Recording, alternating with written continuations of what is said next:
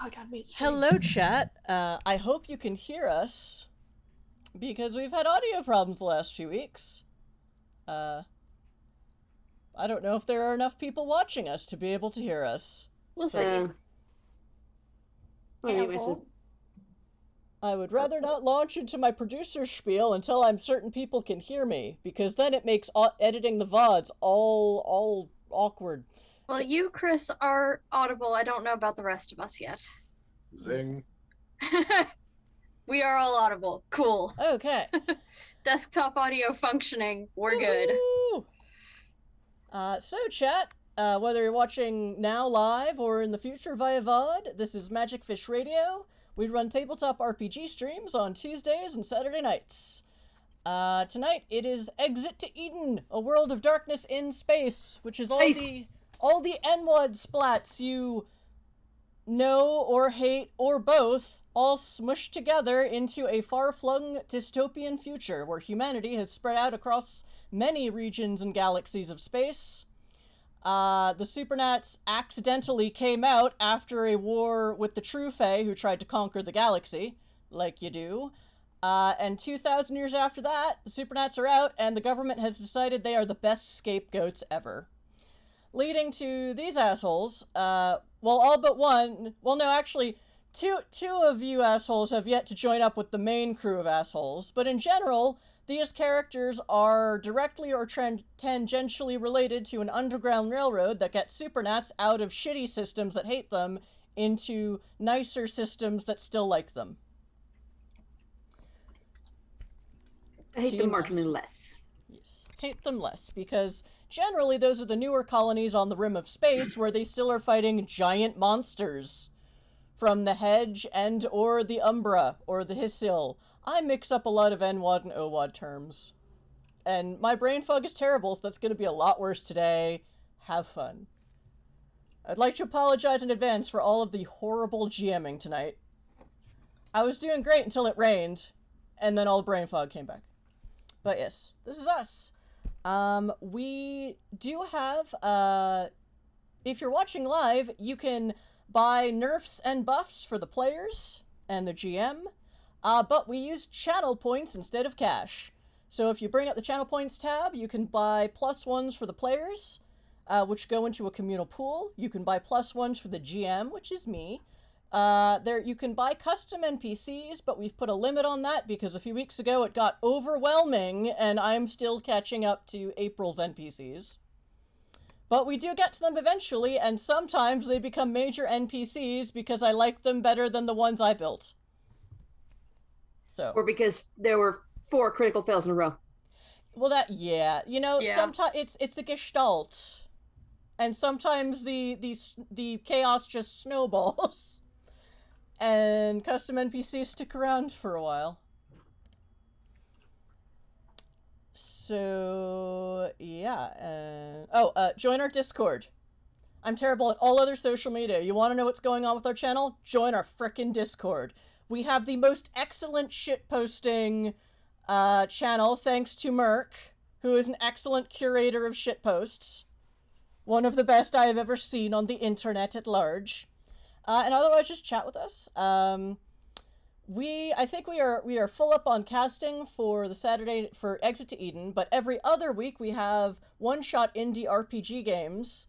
So we are looking for players and GMs to run one-shot RPGs for us, and the application for that is on the Discord. If you want to run game or game with us for indie one-shots, we like gaming with new people. I will maybe never get to go to another gaming convention ever again because plague. So I have to get my novelty in somehow, and I'm forcing this channel to do it. Which brings us to the Tuesday night games, run by GM John, who is basically going through all the RPGs he doesn't have enough players in other games to run with. So our Vampire the Masquerade game just wrapped. So for the next 4 weeks, we will be playing the Chariot of the Gods module of Alien the RPG. Which is... Yep. After that, we will do 4 weeks of G.I. Joe, and in a few weeks we'll know what 4-session game is coming after that. Because we did run Vampire for a while, but the plan was to have it be a whole bunch of short campaigns, so we can all try new stuff. So, if you are interested, I think we still have room in the G.I. Joe game, which is the Essence 20 system. If you'd like to play in that on Tuesday nights, or maybe interested in a future Tuesday night campaign, to be one of our permanent regulars, or just come in for 4 episodes and then flit off into the internet void, join our Discord and fill out the application, or chat with us first to vibe check us. That is fine. So yeah, and I think I've run out of. Have I run out of things to say? Channel points. You forgot You to said that. Oh, I forgot to tell. Okay, current channel point pools, as of people doing buy-ins right when we started the stream. Players, you have 20 +1s in the pool. For our newer people, whether watching or playing, we do a hack from 1st edition NWoD. Even though most of the setting is 2nd ed in Chronicles of Darkness, because I'm a masochist. Instead of rolling a d10 for every dot, you roll 1 d10 and then add your dots. And then total number, 8 is 1 success, and then it goes up by 3, and then 20 is 5 successes, except these assholes tend to keep rolling 10s, which re-roll, and I end up with, like, 30 successes, and it's very ridiculous. Which means rolling a 1 is a botch, and I don't feel bad about that. Given how often people roll above a 30. So, yeah. So +1s are basically +1 additional dot for a player roll, and you have to declare it before you roll. I have considerably more +1s, and I don't have to disclose anything. Hey, Chris. Yes? Can't the fans and viewers spend their channel points to make us come up with a name for the ship? Oh, yes. There's also, for 1,000 channel I was gonna do that this week. I hate brain fog. I hate summer. Anyway, if you spend 1,000 channel points, you can suggest a name of the Karve Tourism spaceship. Because it doesn't have a name yet.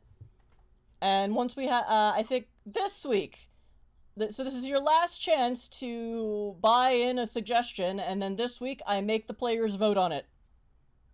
Because, well, it's their spaceship. So, yeah. Especially since there is a cap on NPCs tonight. So, budget your NPC ideas carefully, friends. And buy us weird ship names. Please go ham with the ship names. It'll be great. Yep. Like the locomotion? Thank you, Mr. 571Z. The legally acquired. Okay. I believe Technically. one of the ones I suggested was smuggling compartments go here. So, yes. Be totally inconspicuous. Got it. So right now, Possible cause.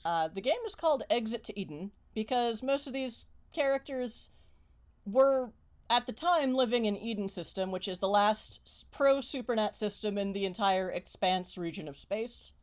Right now they are in Limos system, which is about to do a Supernat purge because humans are horrible. What you might call considerably less friendly. Not our fault.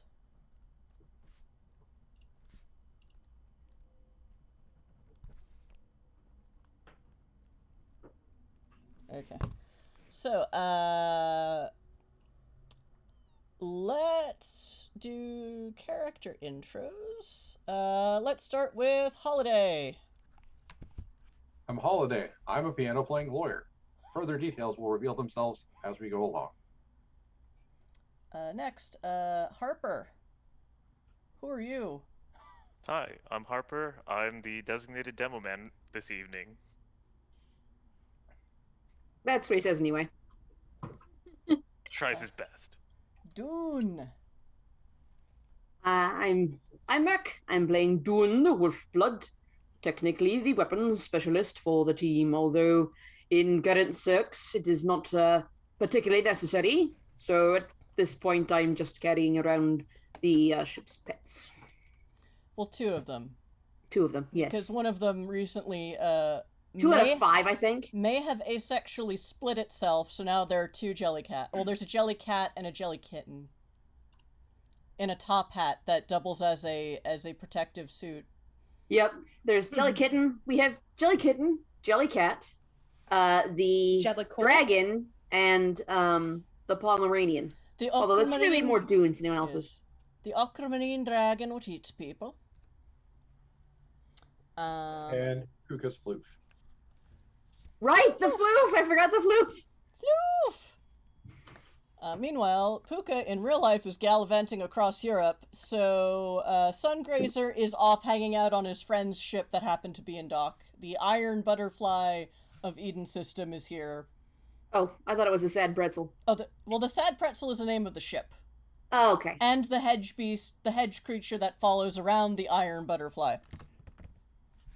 Fair. I don't know what any of these are references to, so I'm just gonna mash up and go. Alright, Esphere, or Fennec, what would you like to tell us about your character? Before she shows up, they show up? She. Oh, well, they would probably work too, so either this one. This is a very genderqueer setting, and I love it. Yeah, especially given her, you know, just stuff in her backstory, it makes sense. But hey, I'm Fennec. I will be playing Sphere. She just looks like, you know, a normal human with some like multicolored kind of sunsetty bluish hair, and you know, she just likes to kind of hang around, and you know, she might have some really keen senses or something or other if you look under the surface. And we will get into what she looks like to maybe other Supernats later on. Dracus, who are you playing tonight? Hi, I'm Dracus. I'm playing Close, the resident mage medic of the group, currently trying not to die in the back of their own mind because of a certain AI hitchhiker, which was the 4 failure rolls for an NPC drop that we had. Min's butt space. And then it happened during an event called HackerCon, at which point they had a literal army of hackers to try and get this AI out of their brain, and they kept rolling ones, and... Yeah. Wow. Yeah. Which I guess means I was the one rolling ones. So maybe I have the same curse that John has on Tuesdays. So they couldn't quite hack it, is what you're saying. Ding! To be fair, Petruchio also rolled at least 2 ones in that particular character. Oh, yes. I rolled at least 1.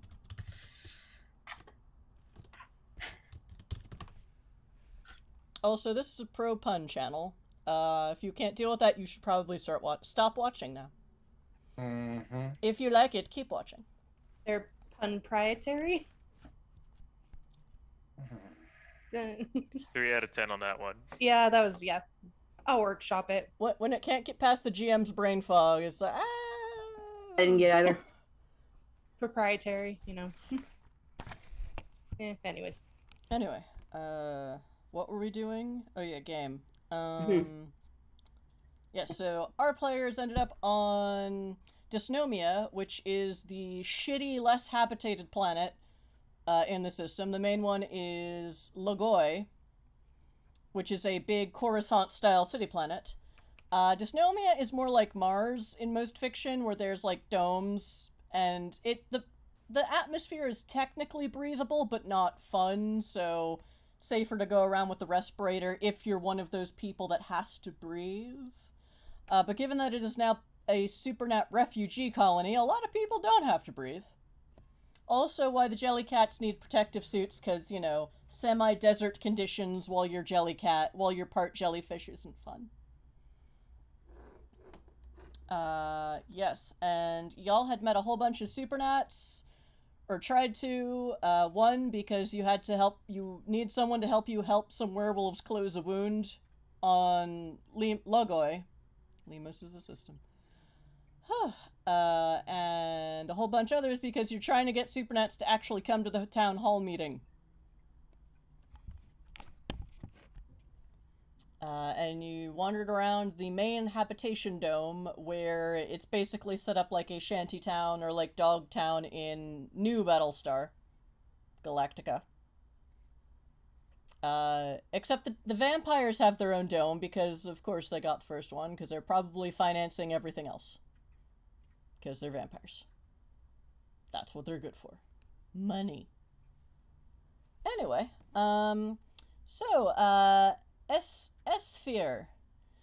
Ah. So, are you a resident of Dysnomia from the main planet of Logoi?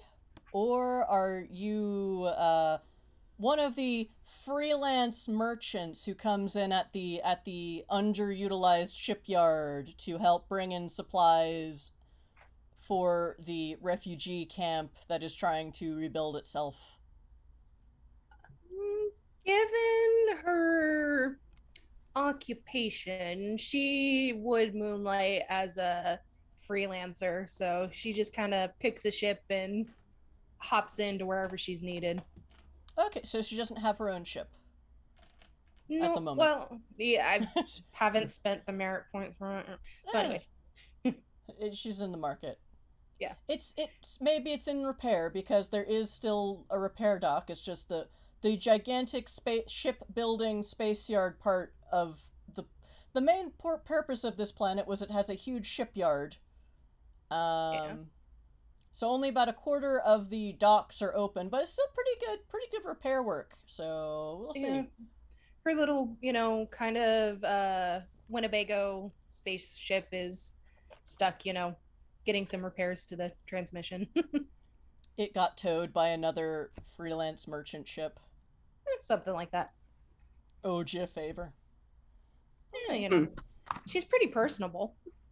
So, have you been here a few days, or did you just get in? Because security in the system has gotten a bit weirder than the last time you were here, because the other day, yesterday, because time crunch, in-game time crunch, there was a major theft of weapons on Logoi, so absolutely no one is allowed to land on that planet right now or leave. She probably got here about... how long would you say certain underground networks would have been starting to pick up trade to be bussing people out and stuff? Thus far, not a lot of people are leaving. Okay. There are still some people in this colony who seem to think that it's defensible from where they are, but other people are less. So people are not yet starting a second exodus. Okay. But a few people are not. So they're more right now it seems like actually roll me wits politics. Oh god. Okay, so if I only had a brain. Okay, so 1d10 plus all the dots. Yes. And whatever that equals your... Okay. Yeah. For one success is an 8. Let's see, 6. Where's my wits? 9. Politics. Somewhere in here I have politics. So 11 altogether after adding the dots. Okay, that's 2 successes. You get a sense that the shell company that is contracting materials, it's been mostly building materials, and it's like a shell company called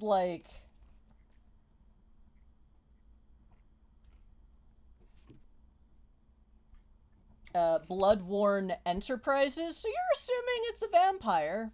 So you get a sense that it's maybe the local... I'm sorry, kindred is the polite term. The local kindred seem to be the one bankrolling the building materials and things like that. Okay. So if they still have access to their bank accounts, that's maybe a good sign that... Yeah, she probably would have gotten there 5 days ago then, just to get a lay of the land. She kind of heard through the network that there might be people wanting to get out, and so would be rude if she didn't go and see. All right. Well, So S-Sphere is, maybe not strictly human.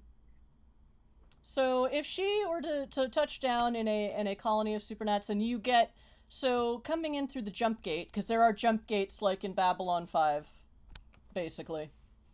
Sort of. Except you go through them and it feels like someone is literally walking over your grave. Or like scratching their nails across the chalkboard of death, and that's what it feels like to go through the Stygian gates, which are the jump gates in this setting. So you got out of that, and the watch post said, stand by for scan, which was a creepy few moments of not hearing any information from that listening post, and then after that, they're like, once they saw your destination was Dysnomia, they just passed you right through. And then you talked to the people running, basically, I keep forgetting, everyone had to tell me what the name of this was last night. The guard, not the tower in the airport field. Control tower? Control tower. The Tremere? The Tremere? Oh, an NWoD, that's not good. It happens and they have towers, but it's real bad to see a Tremere tower in this game. I figured. Ironically, now it's a mage problem instead of a vampire problem. But anyway. Not So, my monkeys, not my circus. Control tower, yes, was like, you know, they did ask, what is your, are you bringing in cargo? Can you tell us the nature of your cargo? Well, medical supplies, you know, trying to help refugees. Yeah, and they pass you right in. No one, they seem very, it looks like about a quarter of the shipyards, or the docks, are in use. The rest of it is cordoned off from disuse and starting to fall apart.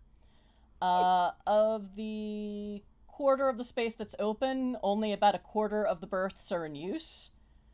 And the personnel watching the docks matches, and no one is coming to scan or search your ship, or the ship that you're on. And yeah. So you've touched down, you have medical supplies. Who do you talk to first? Would she have a contact on this planet just to kind of check in and... Well, you know the Bloodworn, kindred. yeah. Okay, she would probably make her way over to them then and get the local supernatural scuttlebutt. Bloodworn Enterprises? Yep, you meet... Let's go with Sam. You meet someone who goes by the name of Sam. Female presenting. And she is, Alright, so you were contracted by my master. I believe so. That sounds about right. Okay. What are you bringing to Dysnomia? They have so many... she, like, pulls out, like, a data pad, like a clipboard, and she's like, which materials were you contracted to bring in? Medical supplies, bandages, medicine, you know, shots. Alright. That actually, just goes to the medical droid in this facility, at the ship docks. That's where we've been centralizing most of our medical supplies. Good to know. And it looks like, okay, payment on delivery, so let me just send these credits to your account. I assume she has a little wrist computer that... Your character? Or something, well, yeah. She's got a data pad. Oh, she's got a data pad, If you have a wrist computer, that is also fine. It's like, bleep, you have been paid. You've got credits. Perfect. Is there anything else I should be aware of while here? Just, not so much mundane? Oh, there are still humans living on this, living in this colony, but it is mostly Supernats at this point. And Supernat allies and adjacent, like myself. Roll into cult. Sorry. That's fine. I like info dump rolls. 7 plus 2, 9? So, she's working for a vampire adjacent. So, yeah, she looks a bit pale. Like, you've heard stories of vampires make their servants drink their own blood, and that, like, binds them to them, and it's creepy, but consensual, and it's like, okay. Question. Yes. Do you mean make the servants drink the vampire's blood, make or the servants drink their own blood? The servants drink the vampire blood. Okay. I'm sorry, the way you said it was just like the servants drink... Oh, okay. I noticed that as I was saying it, I'm like, yeah, we'll just go with it. Okay, but yeah. So ghoul, most likely. Yeah, okay. You've heard that term bandied around. They don't generally like being called that to their faces. They are servants of their master or mistress or boss. Sometimes.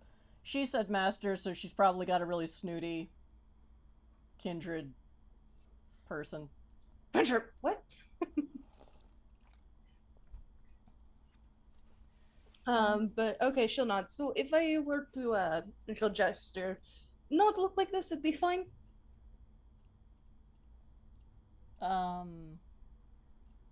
What? I like mean, she's asking if she can drop her, trying to be like subtle about asking if she can drop her glamour. Changelings don't have to drop it. Other changelings automatically see you as changeling. Okay. I think there are ways to drop it, but it generally takes like rolling. Got it. Okay. So that basically, changelings have a natural glamour shield that protects them from humans. And also from the consequences of being, not human. They would like to claim to be being, human, so that they keep their psyche together. Yeah. Okay. But she'll nod. All right. Is there a bar or something that people like to frequent? We don't really have a bar set up yet. And the first new habitation dome has of course been settled by the kindred, so they don't really drink alcohol. There is sort of a mess hall in the main dome, in the warehouse dome in the shantytown, where lots of people gather. And lots of people gather in from the spaceport, though it seems a lot of visitors prefer to just sleep on their ships. There isn't a lot. It's livable in the warehouse dome, but not super luxurious.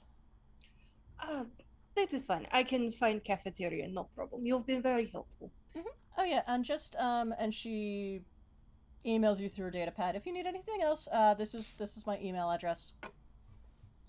Perfect. Compliment card to let boss know you do good job. Oh, let me send you the survey. And you get a survey from that email address. She's like, sure. Perfect. Thank you. I will fill out this book, and she'll just start like pressing. I'm assuming her little wrist computer has a holographic display, so she's walking and just pressing buttons future. I don't know what kind of technology is here, but we'll make it work. So she'll fill out the survey, give her 10s, and be like, please don't eat her too quickly, and notes, please do not consume this servant. Please keep this one. Please give this one a raise. Yeah, pretty along that line. And she'll do that if she's walking into Embrace this one. No. She doesn't know that much about kindred culture. So. No. Neither does Dune. Put this on the embrace fast track. And she'll make her way to the cafeteria and get some food or what passes for kvass in the system. Okay, it's about 6 p.m. on this day, so by this point, so you walk towards, there's one really big kind of warehouse dome, and it looks very much like the roads around it and the entryways are for cargo and building supplies. You see other kind of construction sites around it that look like new habitation domes. Walking into it, you'll be given just a respirator by the medical droid at the space dock if you don't already have one. Yeah, she'd probably take it just because. And it is, the air's it's a breathable atmosphere, but you'll cough, you dry out. It's a little rough. But you don't need a vac suit. Although you do see people in vac suits, you don't know why, but whatever. She's seen stranger things in her life. She ain't questioning. Yep, and there's one really big paved road from the ship dock to the warehouse dome, and there's double sliding doors, and the back ones don't open until the front ones close, and you see another changeling. Yeah, it's looks like a beast who might be canine, like very shaggy hair, kind of like a sheepdog. And he's just like, all right. Are you passing through from the ship dock, or are you looking to settle in here? Oh, passing through. Her Okay. little fox ears twitch, as she's just taking everything in. Okay. Yeah, go right and hang out. We don't have a lot to spare, but we're all pretty communal. If you want to talk to whoever's the head of your court here, it's a little all over the place, but we're all doing our best to get along just for the survival of the colony. That makes sense. There are other he gets a little pale and sweaty night court members around. They generally are kind of quiet, and I'm not sure we see all of them all the time. But that's just how they do things. So if you want to talk to them, they'll find you. Oh, that makes sense for our court. And she thinks wait a second, how did he know? And then she realized, oh yeah, she has a moon mantle / she has a moon tattoo on her arm, so it's oh, that might, yeah.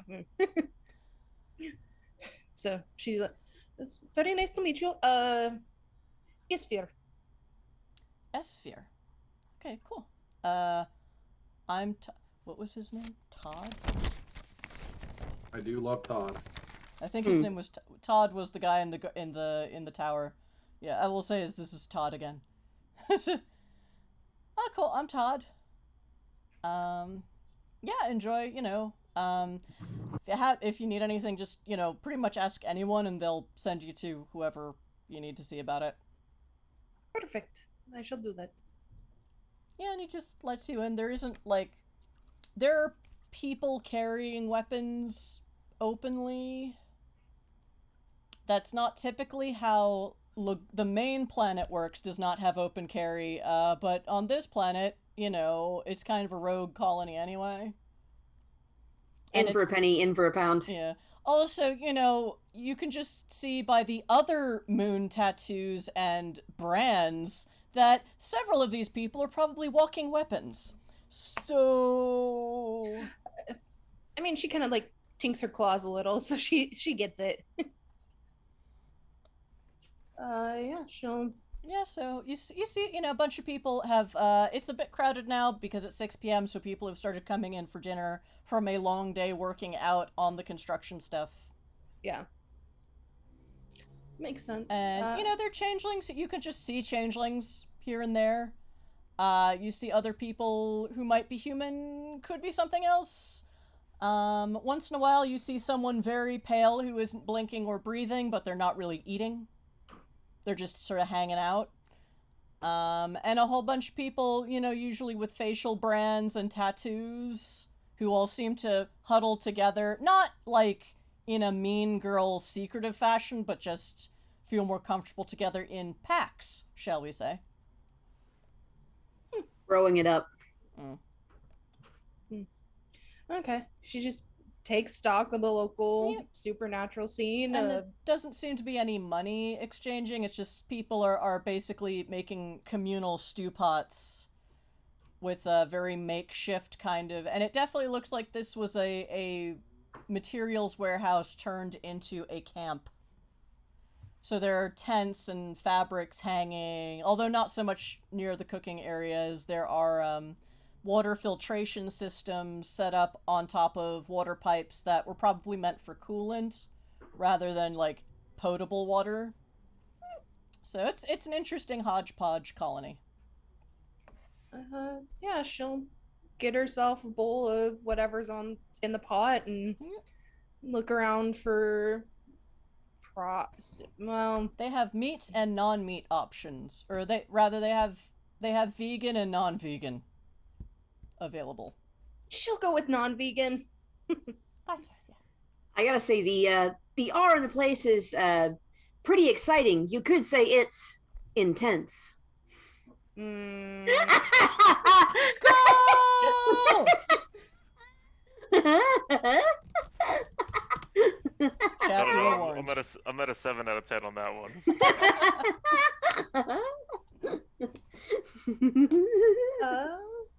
So yeah, getting food, she would probably see where most of the night court people are sitting and sit near them just to be like, sup, but not like try and commit any social faux pas by inserting herself into a conversation. Let me try to look at some. I think this would be wits investigation. I think I can do that, maybe. Wits investigation. Okay, that's not terrible. 6 plus 5, 11. This is where I randomized the difficulty, and unfortunately an 11 is not, 2 successes is not enough to spot a Shadow Court member or 2 in a room full of Supernats. Oh, that's fine. She'll just you don't pick a table where she can see everybody. Yeah, like, do you look for like a changelings table or just table full of anyone? Table full of anyone, one where she can keep her back to the wall and like make sure she's got an eye on all the doors and all the people, or as much as competition she can. for those spots. Yeah, this area isn't really against a wall.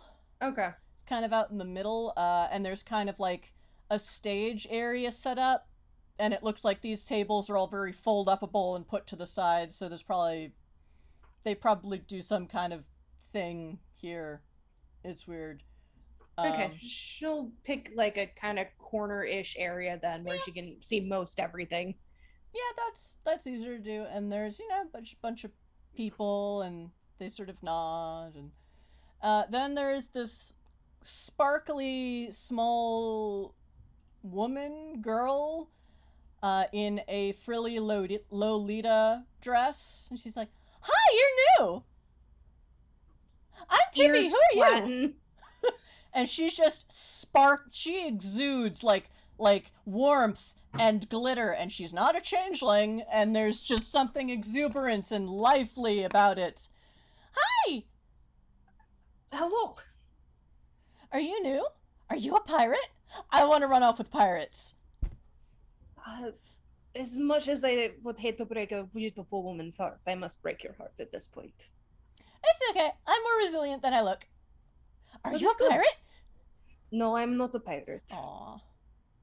Well, okay. Are you gonna live here now? I am staying for a little while. My ship is being fixed. Oh, okay. It's very nice to meet you, Tilita.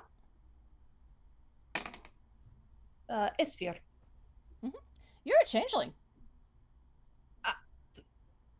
Am I used to someone just seeing through my glamour like that? Well, other changelings, yes. Other supernaturals, sometimes? Okay. How much occult do you have? 0. Oh, yeah, so you assume other supernats have their own ways of detecting other supernats, but it's like, okay. Duh. Little beastie nose kind of crinkles a little. Yeah, yeah. When da becomes duh. Why do you ask? Well, because you look like one. Ear twitches. I can see both your faces. That is impressive. What are you then? Oh, I'm a mage. Is that why you She kind of gestures to the sparkle. Maybe. It is very nice. I do like it on you. I'm in the Free Council. We really want everyone to work together and form a greater society of supernaturals. Do I know what the Free Council is? Zero occult? Nope. Never heard of it. Actually, do you have politics? I do have politics. I'll allow politics. I mean, it's the Free Council, so I'll allow int politics. Okay, in politics, int is 2, politics is 2, so that's 4. 10 plus 4? 14? Okay. 3 successes. So most Supernats, so Changelings is a bit different. Their courts are both like, this is how we feed, and this is how we feel about the True Fae, and this is how we feel about fighting the True Fae. So with them, it's like Spring Court and like a couple other of the courts are like, let's integrate with humans so we're harder to find. Or because humans will help us, depending on who it is. Yeah. Other Supernat groups seem to have like, you know, there are those who are like old ways, always, or more insular, and other Supernats like humans can't be trusted. But then each splat, there are kindred and mages who are like, we should all work together and be communists. So, okay, I guess the mages call that the Free Council? Okay, so it is all of us, and she kind of gestures to the different supernatural groups she can see. We together, like friends. Yes, everyone should be friends. That is, I wish I could still keep that view. Don't worry, now that we're mostly just Supernats and allies, I think it'll be okay. But if it's not, I'm gonna run off with some pirates. If I find pirates, I will send them your direction. Yay, thank you. You're welcome. Because there are also Supernats here who think that we're just easier to nuke this way. Since we're all in one place.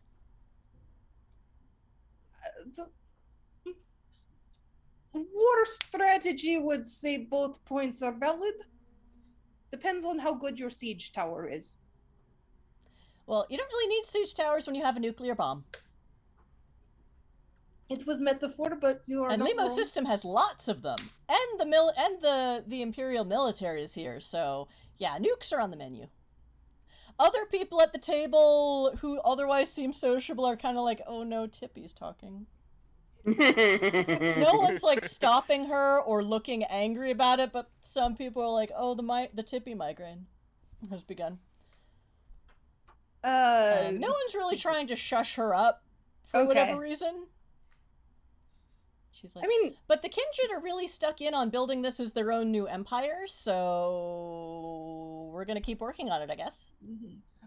Well, it is very hard for dead things to change. It does require other organisms coming in.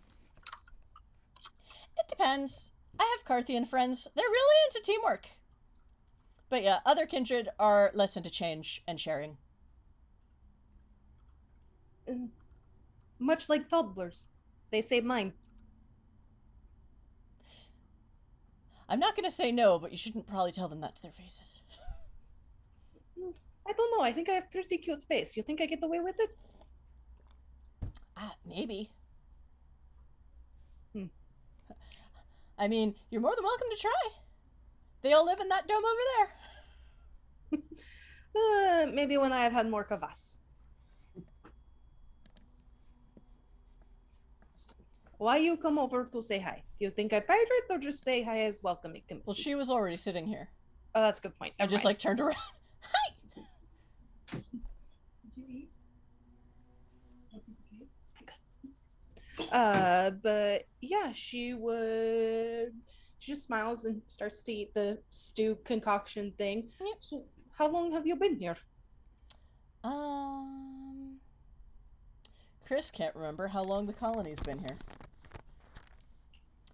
Oh, I've been here since the start of the months ago. Good to know. People started coming up here once the government downstairs started saying that magic spells were illegal.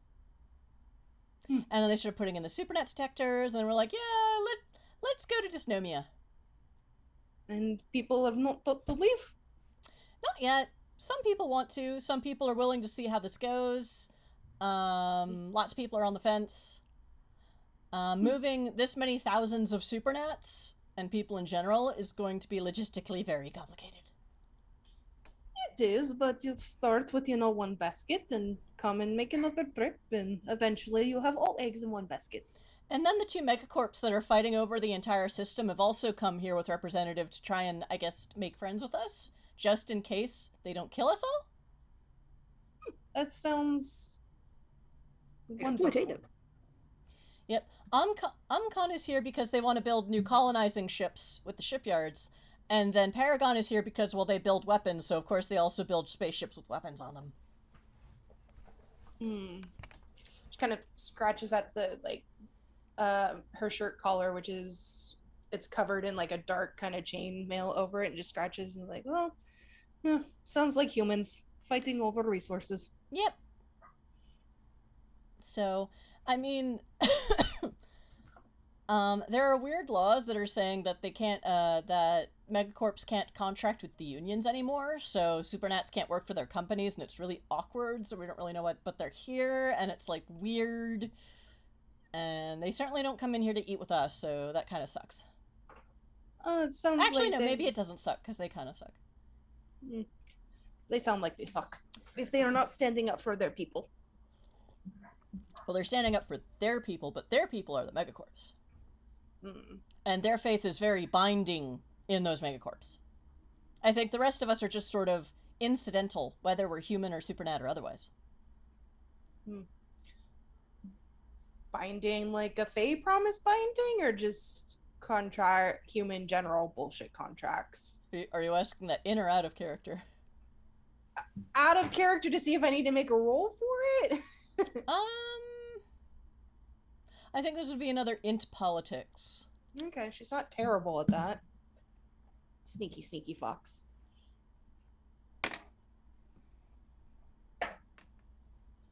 7 plus 4, 11? You've heard of, well, the gendered term we have today is company man. Yeah. Corporations have people that are very dedicated in their corporations, but you've never heard of it having, a magical aspect like a Fae contract before. But, humans can have very strong convictions. Corpo life. Yeah. She just nods, and, well, we will see what happens. Who knows, I may have more room on my ship for more medical supplies when I leave. Oh, medical supplies, nice. That's always good to have more of. Lots of compartments on ship. But it's not a pirate ship, right? Why ever would you think that? I am paragon of virtue and law. Yay! It's best to know how to get around those laws when you know all the laws. Wordplay is a friendly thing. Yay! And she inexplicably just bounces away. She has finished her stew. You're not sure how she finished her stew because she was talking the whole time. And she just bounces away in a haze of glitter. Checks her shirt to make sure there's no glitter on it. Odds or evens? Evens. There is a little bit of glitter, and you just brush it off easily, and it is gone. For now. For now. Stares at it. I will be finding you later, I know it. It's here somewhere. I can sense the glitter. But damn spot! So there's, people less ridiculous talk to you and are like, medical supplies, great. They point you towards, they again refer you that most of the medical supplies are being stored in the shipyard as a central location, but there are also some medical spots here, like first aid spots, and also by the construction sites, although one of those is being run by Omcon, so they're also bringing in their own medical supplies and distributing them for free, which people are a little suspicious about. Since, as they said, they stopped working with the Supernat unions, or rather, the unions which employ Supernat. It's weird. So they're like, eh. But Omcon set up a first aid and hydration station, which was pretty nice. The Paragon guy just wanders around the construction sites, telling people how, strongly suggesting how people do things that he doesn't seem to know anything about. Oh, that sounds about right. Hearing that about Omicron, she's curious. She's gonna go see if she can't pick up one of their first aid kits to, investigate and see if there's anything strange about them. Little silver nitrate or something. Well, there's still people out working on the construction sites. It seems they work in shifts. Okay. So it's a bit more sparse now that it's the evening. Got it. Okay, so she'll just go in the morning then. Well, no, there's still a lot of people. The everything's still set up, just fewer people working. So yeah, the Omicron. You see, it's like when like someone brings out. So it's like swing shift right now, basically. Yeah. Okay. I'm trying to think of how to describe the Omicron station. It's basically like someone rolled out a semi-truck without the truck part, and it's just like a big metal box. Okay. That inside is insulated because metal under the sun isn't fun. No. But so they basically set up like it's like a trailer, like a double wide kind of trailer with wheels that they set up, and it has like medical stuff and first aid, and there's this guy with very nicely coiffed hair and a very nice suit, kind of like not really dressed for the weather, but he's mostly staying behind the station or he's basically handing out water bottles to people. Less so now, but you get a sense that since while vampires aren't attacked by most of the suns in the Expanse, vampires still tend to prefer working at night and taking night shifts. So you get a sense that most of the people working out right now are kindred. Okay. But there's still some, based on the brands and tattoos, werewolves and some maybe regular humans, and like someone came over, like they cut their hand on something because their work glove slipped off, and so there's roll wits investigation. Okay. I can do that. I don't know if I'm decent at that, but I can try. What's 3 investigation 2? That's good. 7. You do not you see a kind of blank-faced human with a lot of plugins, and they're almost kind of robotic, but with this kind of like blank smile, and they're helping this person wrap up, like a slight cut, and they're applying like a kind of clear bandage and then putting a wrap over it. But yeah, weirdly robotic for a human. Okay. They don't seem to have any kind of emotional resonance that I forget if changeling after. Well, anyway, it's weird. I don't get any emotion from. Got it. Okay. So, and basically, there are other people around this guy in the suit like that, and you don't really get like these drone humans. You feel like you're forgetting something, but they all seem kind of like brainwashed robotic drones of humans. Yeah. That's not disturbing. Yeah, so the Omcon guy is passing out water to people. He's like, hey, you new here? What can I do for you? I'm new. My spaceship, my first aid supplies ran out, so I was wondering if I heard you maybe had extra I can pay. I would. No. Oh no, we're giving away our medical supplies here for free. Trying to make some friends and support this very nice little colony as it starts to build up from the ground up. That is rather nice of you. But if you have some to spare, I will happily use it to refill my kit. Sure. If you have a first aid kit, yeah, we'll spot you some things. Yeah, just put it on the table. We'll see what we've got. What do you need? Thankfully she emptied it on the way over, so she's kind of, just some like aspirin, some bandages, basic things of that nature. Some wound spray. Oh, sure. Kate 7. Would you help this nice person out? Yes, sir. Oh, that's creepy. Yes.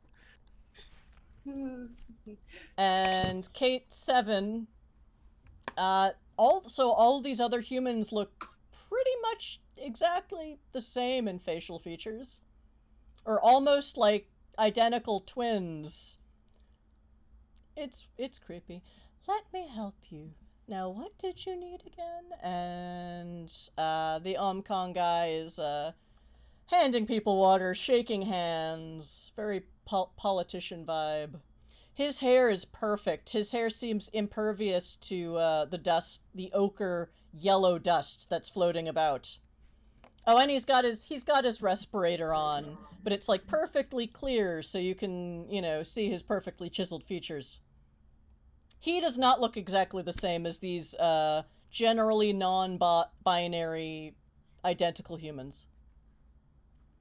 How, tell me again what I can get for you.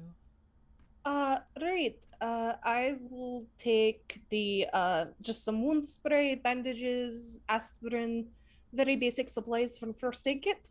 Of course. Do you mind generic? Generic is fine, whatever you have. Very well. Let me get some things. And they, go off into the trailer. And yeah, it's not very high security. Like, it looks like there's a lock on it, but, it's just you see them picking out through the windows. They just go through a medical cabinet and bring out some of the basics. And please take some water while you're here. It's very important to stay hydrated. Yes, thank you. I will... Oh, no! Drop off suddenly. And then she is never heard from again. Note to self, don't take the water. Let me... Yikes. So, chat, a lot of our players have been having electricity problems because it's not technically summer yet, but it's climate change, so here we go. So, alright. Don't drink the water and don't breathe the air. Pollution. Okay, I will keep an eye on the Discord. Hopefully she's okay. Yay, it's summertime in almost all of the United States now, which means all of our, power grids are on the fritz. Alright, I was probably going to wrap that up in a few minutes anyway. So it is days later and you are all here. And you are sitting in that same cafeteria mess hall. And the town hall meeting is maybe in about a half hour. Imminent. And you have talked to a whole bunch of Supernats. And as dinner is starting to wrap up, people are, taking dishes away and washing dishes sort of off to a side where there's a dishwashing station with one of those water filtration areas. Great big industrial sinks.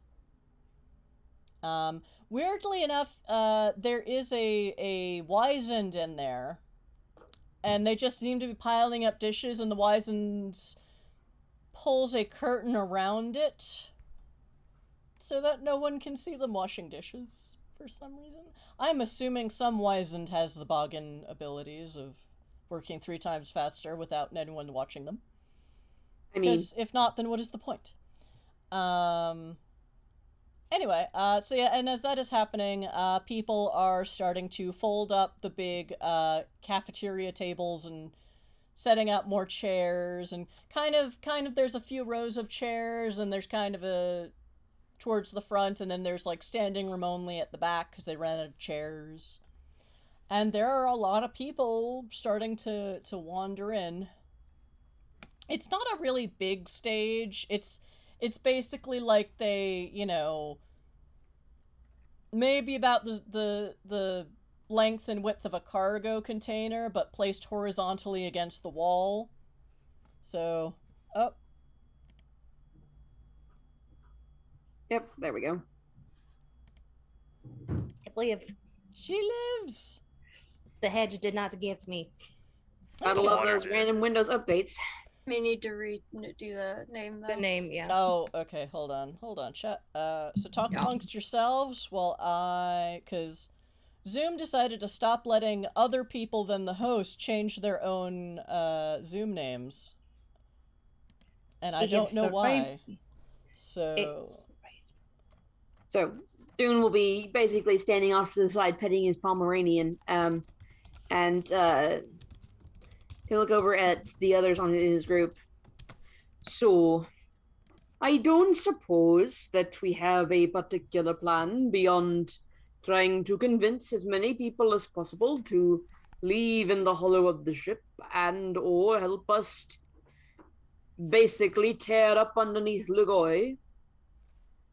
I mean, yeah, that's kind of the whole plan right there. Bryce will hold up the legal pad he's been writing on furiously for the last 2.5 hours, which is several pages thick, which seems to be written in legalese and contract. Like, I always have a plan. Goes back to work.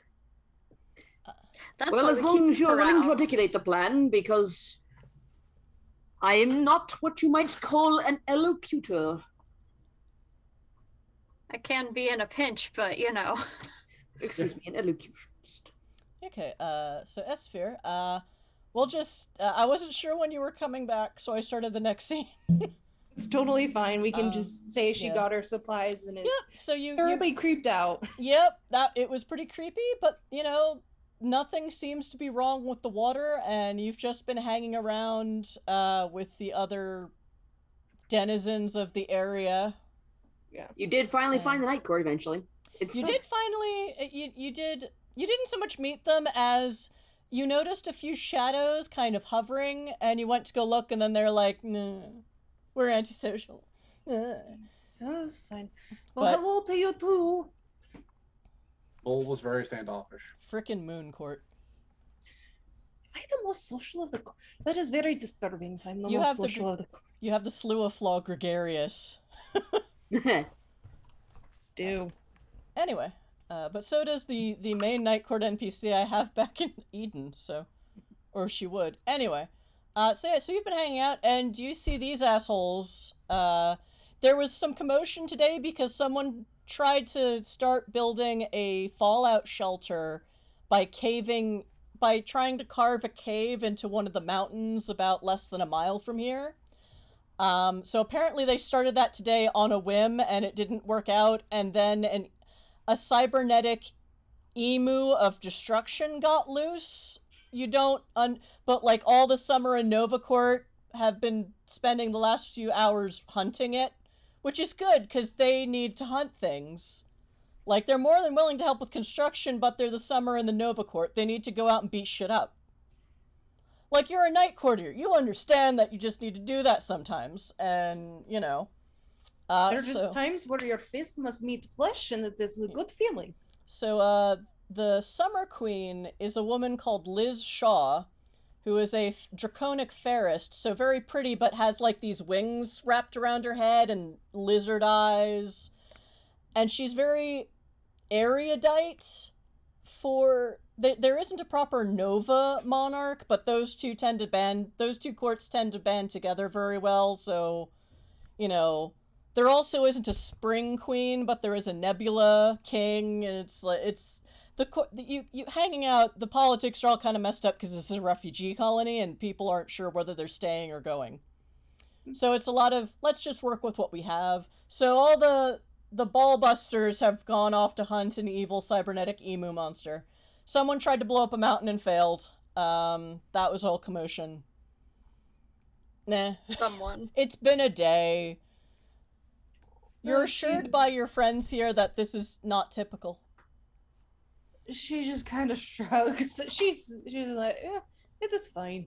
At this point, you know other strangers when you see them. There's a guy in a somewhat torn up. Oh, or did the matter mage I was fix gonna your suit? I was fix gonna it. say, do we have the suit? Right now, it's just collared shirt and slacks right now. Okay. I think we were gonna roll this later. I'm willing to say the suit was repaired because it's funny just to see a guy in a dusty suit with a briefcase, or no, a footlocker. A footlocker, You've seen- a fuck off rifle. You've seen the guy with the rifle around, but these other assholes are new. One of them seems to be a change. Or no, Holiday, you've got the. One of them is not. None of them are changelings. That's fine. The big guy with the fluffy small dog, and like a blob in an upside down top hat. He has like a facial tattoo that reminds you of werewolf stuff, but he doesn't strike you as wolfy beyond that. Just for my own shits and giggles, is it basically kind of like the Blade 3 with the Pomeranian vampire dog?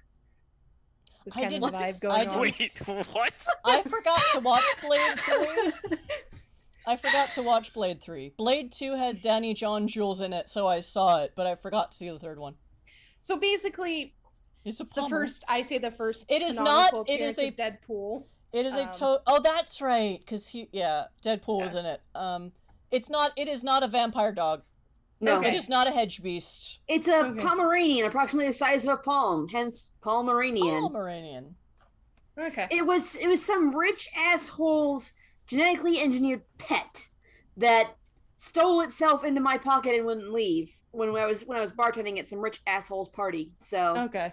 Oops, guess we have a dog now. It's a The tiny GMO doggo. Pomeranian. It's utterly adorable, and it has a diamond necklace, like it's a little little blonde dog with this diamond necklace. So You now, all stole something from that party. I would like to point that out. the Yeah. intention was to kidnap some people. Well, I'm sorry. No, that party liberate was- some people, but pets were liberated. The party That's fine. was to steal the detector. Yes, Which the- is the only we thing did. I stole. Puka stole the floof, No? and I technically stole the Pomeranian. I think that was also a purchased NPC. Yes, it was. Yes, it was. And I'm like, yeah, okay. So it's just this is just how RPGs go. It has nothing to do with whether there's a druid in the party. It's just someone has to collect all the Pokemon. You're not wrong. But So, I yeah, think S-Sphere, just being kind of the little shit stirrer and secret gatherer she is, will kind of make her way over and plop down at their table. And who has the big fuck off rifle? It is currently on the table and partially You field have a big fuck off rifle with you.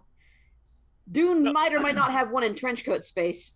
Okay, so she'll sit down, tap her finger against it, and they probably obviously can't hear the claw, but it makes the tink tink. That is rather impressive. I don't think I've seen one that size. Are on you sure the you're not rifle or on the overcompensating? table? The On rifle, like she's just like, Can I catch that hand before that makes contact? that is a roll off. Let's go. I'll say you both have to roll Dex Athletics. okay, Got let it. me reopen Yeah. my character sheet because Yeah. rude computer. Holiday, this chick is a beast changeling of some kind with like fox ears, but she exudes an aura. She exudes a mantle of shadows, so you suspect Moon/Night Court, which is weird because you don't often see them. They're not often the court that lets you see them, except for that one that runs the church in Eden.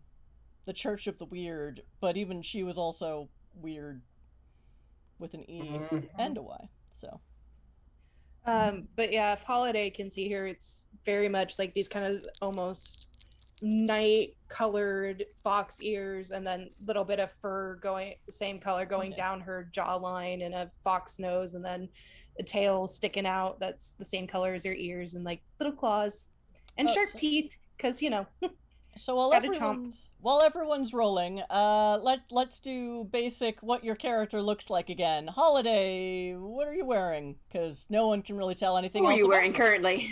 What are you I'm wearing? actually wearing the holiday outfit. I'm the standard 5'8", blonde hair, short-cut, blue eyes, breathtakingly attractive human. No. I spent the points for it. I'm breathtakingly attractive. That's fair. In my suit, with my legal pad and my notebook. Harper, what do you look like? I forget. Harper is wearing a black suit that's with combat boots, and now that he's got the jacket is kind of part way on it, you can kind of see he's got like one of those vest holsters. You can see that there's a revolver and a fuck off rifle on the table and a foot locker on the side of it, beside the table. Dune. Dune's a big guy. He's like 6'5", 6'6", something like that. Built like a fisherman, like one of the ones who works the trawlers for a living. Like a Welsh fisherman. Indeed. And dark hair, dark eyes, and 2 brands broken up by 2 tattoos on his face. And he's wearing a large, long canvas trench coat, which I am not wearing only because it's hot as fuck. That's and he's got a vest. He probably has holsters on under his vest. You'd think he probably does, but you can't see it underneath the trench coat. The trench coat, which doesn't clank suspiciously whenever he stands up or sits down. Underneath that, it's just your basic hard-wearing pants, hard-wearing shirt, neutral-ish colors. This is to signify that I'm undercover currently because I'm off Eden system. Otherwise, I'd be wearing the neutral-ish colors. And yeah, he's big man, big hands, small dog in hand. Looks like almost round, which he's currently petting, and then like another pocket is wriggling and possibly meowing. But it's meowing like wow. Yeah. Like an inside you know out what cat. they say about large hens.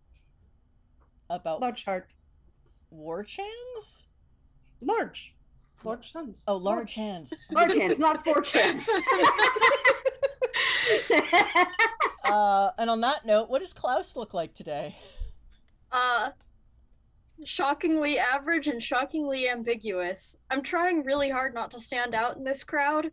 And by not standing out, I stand out even more against these 3 who look kind of, insane like everyone else here. And Klaus's, as I like to say, Klaus's micro expressions denote that they are non-binary. Dune and the other 3 a-holes are male presenting.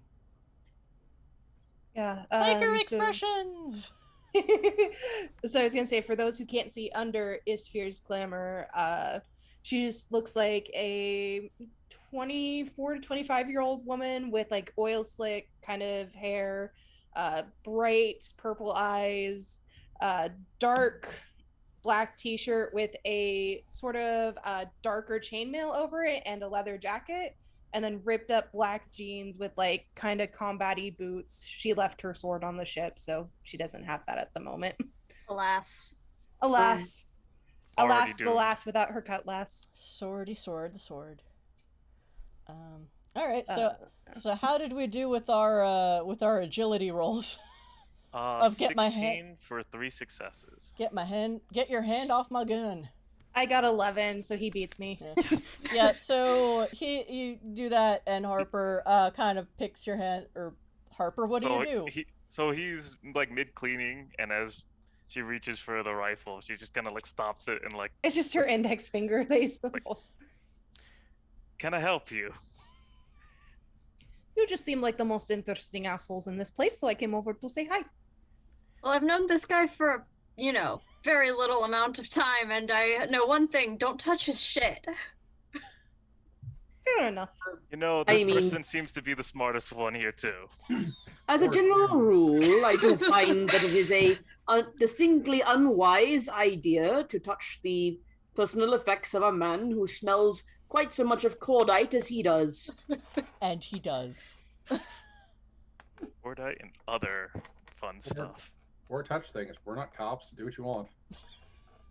I mean, when I say I recommend you don't touch them, I do mean that in the sense of you might lose the finger, but I won't be the one removing it if you do. And the little dog goes, "Ruff." Yes, this is Duchess. She is Duchess well will be the pleased one people. removing the finger. May I Gonna have finger back before come choo-choo? going I'm to rather let attached to go it. and then Literally. start reassembling the rifle now that's all cleaned. Holiday, this is what Harper is doing is really distracting to you because reasons. Gun sounds intensify. Yep. Just gonna rack that bolt a few times, making sure the slide's nice and polished. Does this one have hangover? I'm pretty sure that they were both in the range of the explosion that went off earlier. So if they do, I suppose it is most likely an artifact of that as opposed to any other sort of malady or general malaise. Holiday is still flipping pages and writing things down and then crossing things out. He's working while this is going on and is trying to do so while you all have this conversation around him. Holiday, Excuse me, the friend gun who is rating. the gun Hello. clicking is very distracting based on things on your sheet, but yes, you are continuing to do it. But There's Already- more need a crossing minute out the longer it attention. goes, basically. He looks different from when he first sat down with me, right? Or not? This is not the same person that was out in the desert with you, no. And this is not the same person who walked in with me. Nope. He's just gonna double take. It's like, when the fuck did you get here? Don't worry about it. I mean, to be fair, as a werewolf, because I'm a wolf and I do this too, is you can smell it's the same guy. That's true, but the fact that it's now a different person is still a little jarring. ah! Fair. I can change my smell. I just can't change my height. Of all the things you can't change, your height's the one that sticks. Good to know. Yeah, okay. But so Isphere, hearing that they were near the explosion, like her ears go under the glamour. Near the explosion, you say? Well, that is interesting. Why Yeah. were you all the way out there? Someone is a demolitions, I'm not going to say expert because that's not the right word. I'm gonna look at him and just let Right. Oh, they are. let the bolt slide home as loud as it can. Practitioner. Oh, they are dabbler, you mean? They like to put gunpowder and then run away. They're just not gonna say anything. I'm It's been a afraid I long can't speak to that, as I was not near the site of the explosion. I have spent most of the day here, speaking to all and sundry, as it were. I was busy doing an inspection of the facility, so I was there in the aftermath of the incident. Interesting. Sounds like we're defending ourselves. Yeah, Isphere's just like goes like this. What are like, what excuses are we making here and why? Yeah, if this is like the I'm line not they're going, Isphere's just gonna hold up her hands. I do not work for any authority. You do not have to explain yourself to me. Honestly, I think that most of the explanations we are trying to make are currently to ourselves because I still don't understand how exactly we got mixed up in it in the first place. Well, you see, when two people love each other very much, they decide to make small child. I Where are think you it going is with a that rather one? large assumption, but Well, if you're wondering how you got here, that is how you got here. I will Two look at people I came am- together. I look am at reasonably Costco. certain that the amount of affection shared between my parents was somewhere in the negatives. Also, hate fuck. I'll look at Clyde. I don't think that was our experience.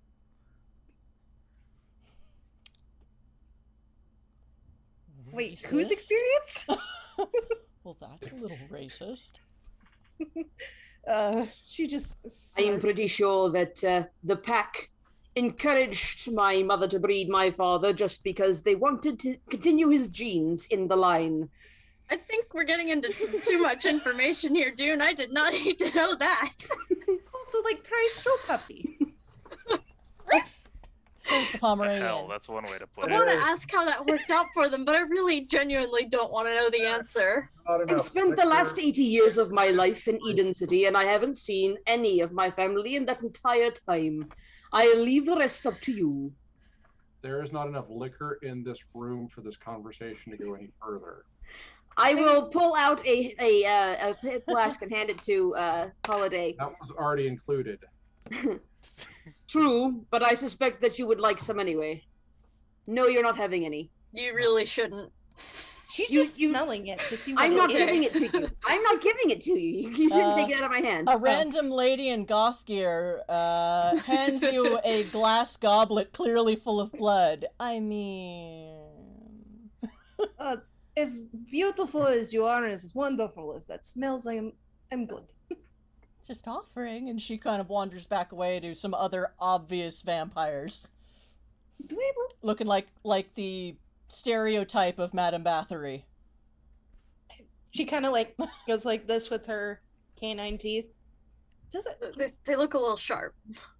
I mean, that's, Well, someone that's said better. that there's not enough to drink, and, a vampire came over. I will say that I did take the lid off, and you probably did get a whiff because this stuff is Bonk.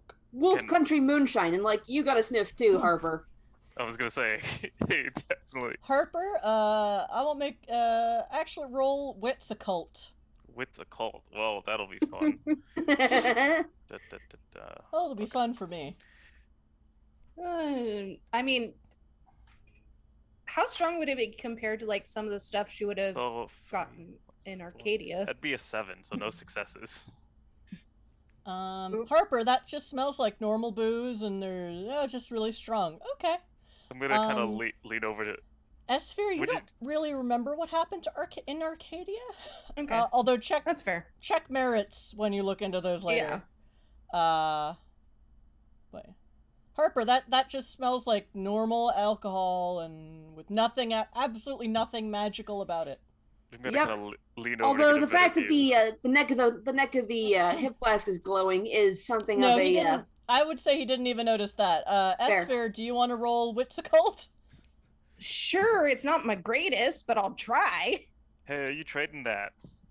As got the wits, as Just don't gonna, scots like, the occult. Well, everyone Look else, at Dune at that question. the noobs are the only one who don't know about this alcohol, so... 8 altogether. Alright, you can see that whatever is in this flask is glowing like an opalescent blue. silver. Silver? Okay, so Silver. like a silvery white kind of... Yeah, it's moonshine. Literally. Got it.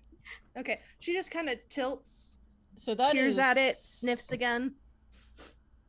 It does not smell like it's been infused with glamour or made from goblin fruit. But you're not sure you would... do you trust glowy liquid from another possible I'm not offering Supernat? it to her. Oh, okay, yeah. I she's- offered she's this to just like, Holiday, he's and she offering. got a whiff because I took the lid off, and because Well, and you can I'm- smell booze me. I'm assuming the 4 of them are on one side of the table. She's on the other, so she's just kind of like leaning over the table, like peering at it. Someone has glowy. It's very. I mean, you can smell it. It's just very strong, like bathtub gin alcohol. Poke. I'll pull it out of range. If you don't want any holiday, I don't suppose that it's time to be shared around currently, as we want our wits about us. Unless you prefer some, Klaus. I know you keep a sharper edge, as it were, than most. Yeah. Gib. I'll hand you the flask. I will Give me take a a swig. I'll give you a shot for a shot. Gonna. I'm gonna Put it hand this back. very carefully back to Dune. I know he's very protective of it. I'll rack the rifle with the magazine in and let a round eject onto the table. It's a nice big anti-material round. You're not Holiday. encouraging Dune to share. I spent the point of willpower to ignore that for the moment. Okay. Holiday, is there anything we I can do don't to have help? any guns that can fire that, but I suppose that if you really do want a sip, you may have some. I'll hand him the flask. Harper. Okay. Yes, because I feel like it would be exceedingly funny. Isphere just kind of leans Agreed. back and watches. Yeah. No, Swig. the big gun I have is an LMG, so it doesn't take bullets. Oh, it's gonna be so much fun when Harper finds that out. Woohoo. Shooting blanks. So Harper, do you take a swig? Yeah. No, you give the machine gun to the people that can't aim. teasing. Roll me wits occult again. Wits occult. This is not where I thought this was going. Can while this is going on, can Isphere Karen and sneak a look at Holiday's notes? Well, that'd be a just to see what he's 10. doing? Plus. Oh wait, what? You re-roll 10s, right? Yeah, you roll 10. Okay. This is a great time for this to happen. So 10 plus 9 would be 19. Oof. So you said wits plus occult? Yeah. So that'd be... So it's an exceptional 23? test. Okay. So you're very much a lone wolf. You don't really interact a lot with your own society that much, but you have heard that it's you're technically not allowed to awaken the spirit of alcohol or drugs. This is awakened booze, and you are I'll say with just a swig you are at a -1 penalty for the next hour to all of your rolls. Damn, that's... Which, for werewolves, is weird, because, you have ridiculous, Wolverine-level healing factor. This is how werewolves get drunk in the way that you're not supposed to, and, oh, okay. So this is what awakened booze tastes like. It tastes good, but, wow, you're drunk. Or you're kind of drunk now, and that's weird for you. He's gonna take a peek back in that flask and It is contemplate... definitely... You definitely notice it's glowing now. He's gonna contemplate a second swig for a moment, and then slide it back. Okay, so -1 for the next hour. We'll just say the next hour of gameplay out of character, because I have no idea how to track it in character. Indeed, the finest wolf country moonshine. They brew it rather strongly there, and they ship it to the Eden City. S-Sphere? Okay, we'll get to this one thing, and then we'll pause for break. S-Sphere, you were trying to look at Holiday's notes? Just out of curiosity. Holiday, are you trying to hide your notes? No. Do you want... If you notice someone looking, are you going to try to hide them, or... I may glare at them and turn my mantle up. Oh, okay. So you can see what... Holiday, so what is on this latest page of your notes? Oh, it's my legal argument for getting the whatever Supernats have burnt changelings to be able to exist in this colony without having a problem with the local government or the imperial government. Mm-hmm. And then it suddenly, the temperature of this general area goes up 20 degrees. The guy wearing the canvas coat immediately scoots away from Holiday. Isphere just holds up her hands and, well, if you need help with that, many compartments. Dune will take a swig of his own booze.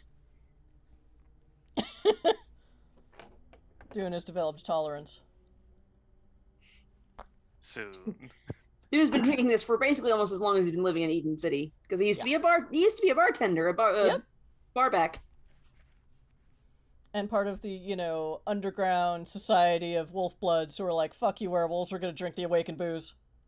We're the herd, we don't have to give a shit. Okay, so with that, y'all are hanging out.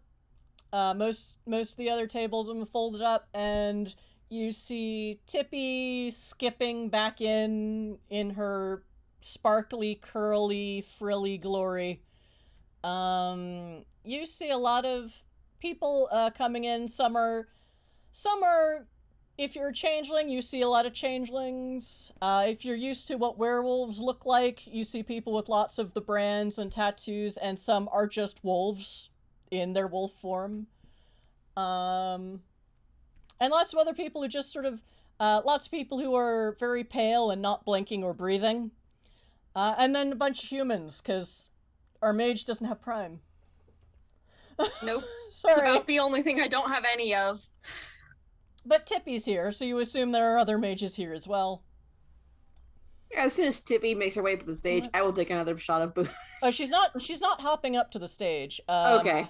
Megara, who you met a few episodes ago, is kind of just sort of almost floats in a very... You're not sure if she's actually floating or just has this very fluid way of walking. Creepy mage lady. like totally nice looking, hippie looking, but something about her is creepy. Harper, you can see she is surrounded by spirits at any given time. And you've heard about this spirity mage lady. And there are more werewolves standing around her than any other creature type.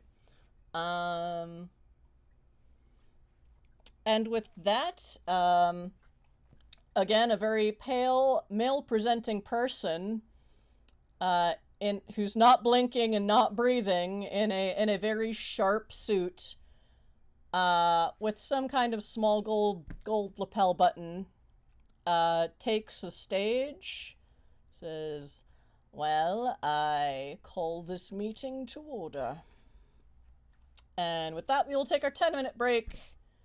And in 10 minutes, we will start the official town hall meeting of the Dysnomia refugee colony, or whatever. They don't have a name yet. They're too new. At the party! The party!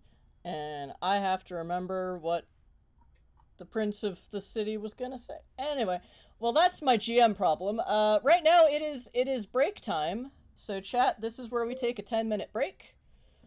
So go mix yourself a nice drink. Go perform the final steps of making some good ramen that you started last night. Or just make some quick, okay ramen that comes out of a package. And we will see you in 10. Bye!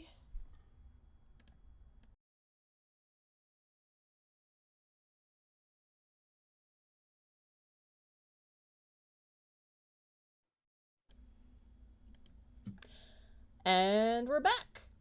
And hopefully everyone can still hear us. Hi chat, this is Magic Fish Radio. We run tabletop RPG streams on Tuesdays and Saturday nights. You can buy buffs and nerfs for the players using channel points instead of cash, so check out that little button on the side on the chat bar. And yeah, our player characters are, well, this is Exit to Eden, A World of Darkness and Space, our ongoing chronicle, where it's all the NWoD splats in a far-flung dystopian future where the Supernats are out and the government wants to make them all die. Which is very awkward because they're in an Expanse system where a Supernat purge might be about to start, called Limos, not Idun, where they're from.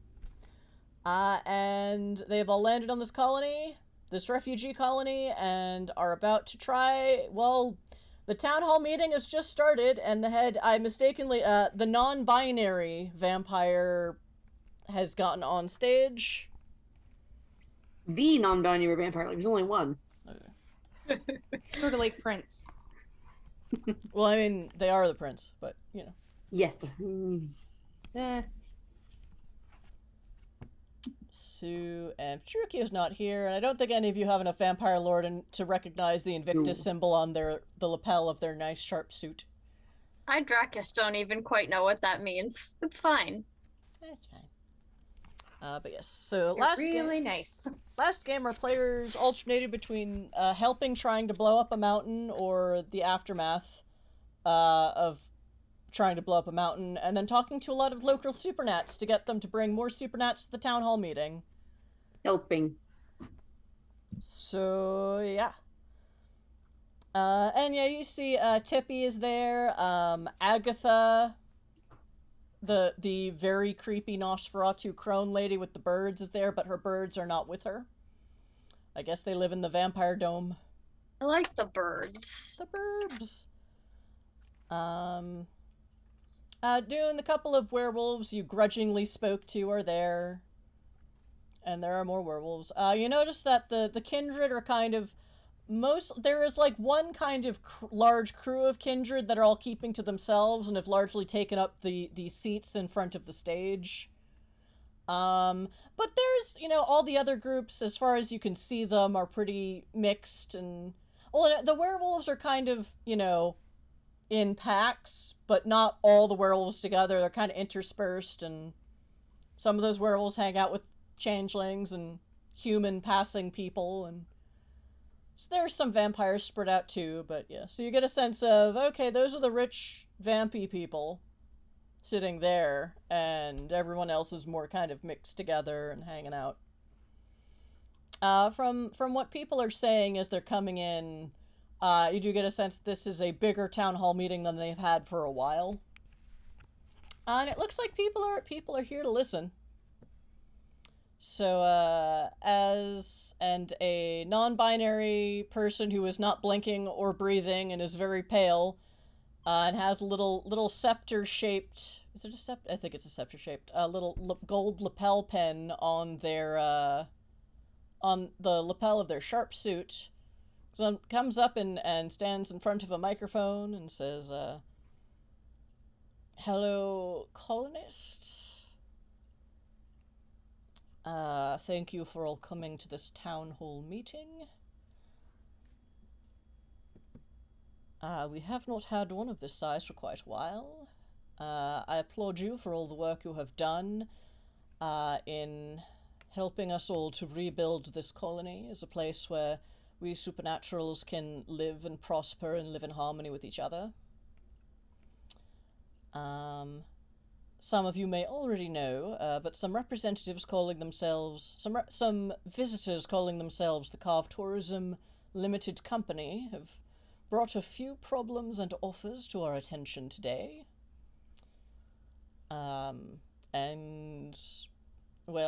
First off, and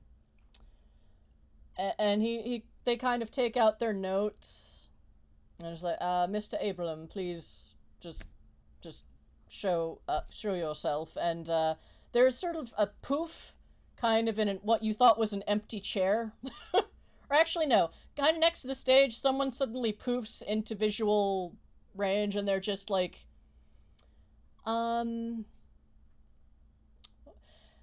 basically a dude not breathing or blinking, but wearing like ceremonial robes. And he just sort of like,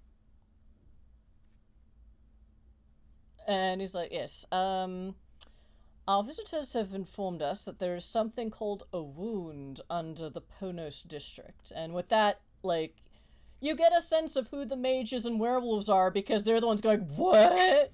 Like, no, what? Yes, I understand, from what little I know about this subject from my advisors, that would explain much about that district's history and, resonance. They are looking for people to assist in closing it. Apparently there is a pack of werewolves, still guarding it, and they need help and allies to try and close it. I understand it is a very complicated, mystical issue. So if the visitors in question and anyone who is interested in aiding them could coordinate with Mr. Abraham after the town hall meeting. Thank you. And Mr. Abraham is just sort of, I have to do what? But is like just sort of waving, as he has been voluntold by the prince that he is now not necessarily, he's in charge of coordinating things. You're not sure he wants to go to a wound or talk to people, but, well, he's doing the organizing now. Yay. I like how the prince is like, oh yes, it's a very complex issue, and like, no, the plan is just hit it until it stops moving, and those two have to do things. Well, it's a complex issue with a simple solution. That's fair. Hit it until it stops moving. Eventually, if you pile enough bodies in the hole is closed. No, that's how it opened. Yeah, that's how it opened. I'm just teasing. Yeah. No, but hitting it until it stops moving and then keeping hitting it is in fact our strategy.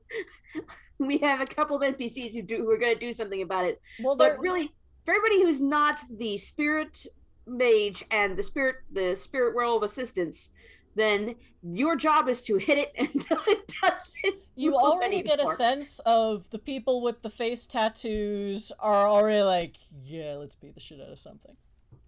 But they're saying it in spirit's tongue, so only some of you understand what they're saying. And they're saying it quietly. Yeah. But you get a sense that there will be a lot of like broing and yelling and war chants after this, and they're like, yeah. Well, actually, some of them, they're torn between holy shit and yeah, let's kick shit out of something. And some of them are like, oh, that's what was happening. Anyway. I mean, I imagine there's a certain amount of also that also going on in like the fairy courts or whatever. Who's like, oh yeah, fighting time, let's do it. Well, no, the fairy courts have no idea what a wound is. Okay, fair. Because it's not their mojo. That's not their problem. Well, it's not their dimension. There you go. At that, you also see Megara kind of again get up, come out from the side and kind of float towards Mr. Aberlim and nods politely. And if he were alive, he would be sweating. And he just kind of nervously nods at her and is just like, okay. The fancy rich vampires at the front are kind of like, who's coming toward it? But it's, you sense snooty bullshit happening, but no one's taking any note of them. Not even the prince. These persons have also offered safe passage for anyone looking to leave our fair colony. If any of you representatives of Karve Tourism would like to come up here and explain that further, we would appreciate it. And they kind of stand to the side of the microphone and motion towards it if someone wants to go up and talk in front of a few hundred Supernats. Sure. Now, from what you understand, there are maybe tens of thousands of people living in this colony, so this is definitely not everyone. But it's still a sizable. This place is packed. It's enough that word will get around to everyone eventually. Yeah, there are also still people working outside on the construction, and there's just not enough room for every single member of the colony to be here right now. But yeah, this is pretty densely. Word will get out. So, I'll get up and talk. This will turn out poorly. Some of you, no one here is a vampire. Well, the prince, nods and gestures to the microphone and then sits down at a slightly nicer wooden chair. You wouldn't call it a throne, but compared to all the cheap plastic and metal chairs that are usually in this area, that's like the fanciest chair here. And they just sort of sit back on it and let you talk. Okay. And they take out a data pad, so you get a sense that they're taking notes. So there's a twofold problem that I'm here to address for you today. One, this colony is a target for Imperial military aggression at the drop of a hat, and given that you are inside the blast radius of a high-yield nuclear warhead, that should concern most of you. There is murmuring as... You sense murmuring both for and against this idea. And a lot of scoffing from the vampires in front. But quietly, no one's trying to interrupt you, but this is just how crowds of hundreds of people respond. Isphere's gonna lean her head back to look at the others. This is going well. He's a very good speaker. I like him. So, there is a way, after reviewing the founding documents of the colony, there's a way to theoretically integrate all of you into the colony that choose to stay as long as you're not a changeling. Unfortunately, due to the way the documents are worded, there's as related issues, which represents all of us. You get a murmur of that makes sense. Means that we can't stay, regardless of what we would want to do. That said, we have ways of getting everyone off of the, everyone who wants to go out of here. We'll take one trip. We'll be gone. Even the prince looks surprised at that. He's like, those of you that wish to go, we'll be more than happy to take you along. Those of you that wish to stay, I will try and pass this through the Logoi planetary government as soon as I get back to Logoi. to fund the renovation and improvement of the shipyard so that you have jobs and you have protection under the law from, nuclear bombs falling from the sky. Correct me if wrong, but when nuclear bomb drops, it just destroys everything. Duh. Nuclear bombs do have a tendency to just flatten everything. Rocks, mountains, vampires hiding in bunkers, werewolves, changeling. You hear murmurs of agreement. The noises people are making are again like the kindred are very much like in approval of the idea of staying and not getting nuked, and they seem confident that this will happen, and in approval that someone is doing that legwork so they don't have to. Sounds about right. And you definitely get a sense of I won't make people roll for it because I just yeah, some people are still like, some people are far more worried about getting nuked than others, so some people are not convinced that the government will approve of this. Also, you get a sense of a whole bunch of changelings go, wait, what? Because Holiday still had Dull Beacon up. I can't turn that off. Yeah, so a lot of the changelings didn't realize he was a changeling until he said we, and they're like, oh, alright. He's very good at hiding it.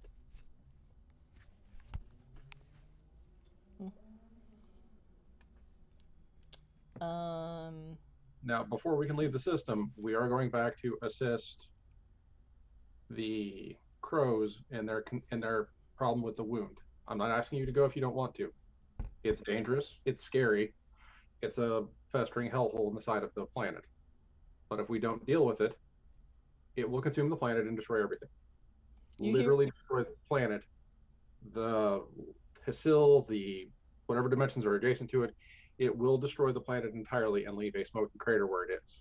So you sense a bunch of human-looking people going, nodding in like wide-eyed agreement, and then a bunch of people with face tattoos going. Rrr. So you think those are the werewolves, probably, and maybe those are the mages. Yeah. Like, yeah, they're being very polite for werewolves in mixed company, but they're like, yeah, let's be something up. Let's go fuck shit up. And Mr. Aberlum just like looks like, oh, I want to sweat, but I'm dead. If you're not a mage or a werewolf, you don't really have to do anything except, kill shit. Yeah. You're not sure if Mr. Aberlum is more frightened of dealing with the wound or of having to coordinate lots of supernats you want to beat shit up. Now, if you're going into the wound with us, we'll put together a briefing so that you have an idea of what to expect, and we are working on sourcing some additional equipment to make that less of a danger to everyone involved. some of the facial tattoo people are like, oh. Like they're I said less of a danger, not no danger. Sci-fi OSHA exists, people. By God, it does. Mercenary OSHA? I mean, that's what the unions are for. You'll definitely see people wearing, like, union logos around here. They clearly have nothing else to do but build a colony, and some of them are, based on the number of mercs and other unions you see are like, yeah, this isn't where they want to be. A lot of merc union people really are like, yeah, I don't know what this is, but yeah, let's beat stuff up.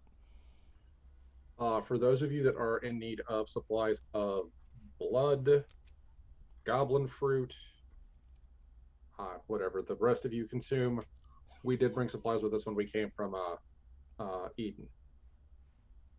That is where we will be returning to. And Eden is a vibrant, bustling city full of supernatural creatures of all types and persuasions, all of whom are willing to share their space with you as long as you are willing to work for the common good.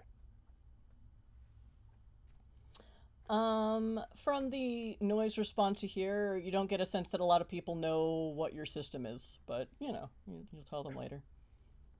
It's on space Wikipedia, so you see people taking out their phones and data pads and looking it up. Now, we have space to bring some stuff with us, but I'm not sure if you'll be able to bring everything. But given as you've already fled once from a planet that didn't want you, I think we'll be able to get you to a much happier, much friendlier planet. And if Eden does not end up being your final destination, there are thousands of systems in the Expanse and the outer reaches that are looking for people who work for a good living. From the noise response, you get a sense that no one really buys that anyone in the Expanse wants Supernats, except maybe this Eden system that they just looked up on Space Wikipedia. But yeah, you know, the rim of space, the verge. Yeah. Yeah. We'll take Supernats, we'll take your allies, we'll take your friends, we'll take you all. You see a hand raise.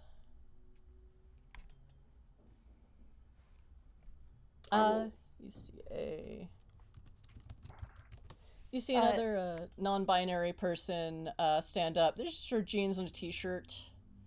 But Klaus, you see that they're no, actually they wouldn't. Yeah, so a human-looking person wearing jeans and a t-shirt kind of stands up and is like, how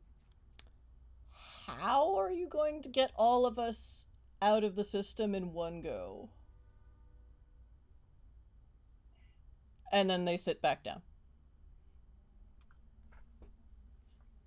I am sure that all of you who are of the changeling persuasion in this room know what a hollow is. I'm sure that some of you are aware that privateers who've been operating along the rim have operated what are called hollow ships. Yet the word privateers, a few people, you hear noises of dismay.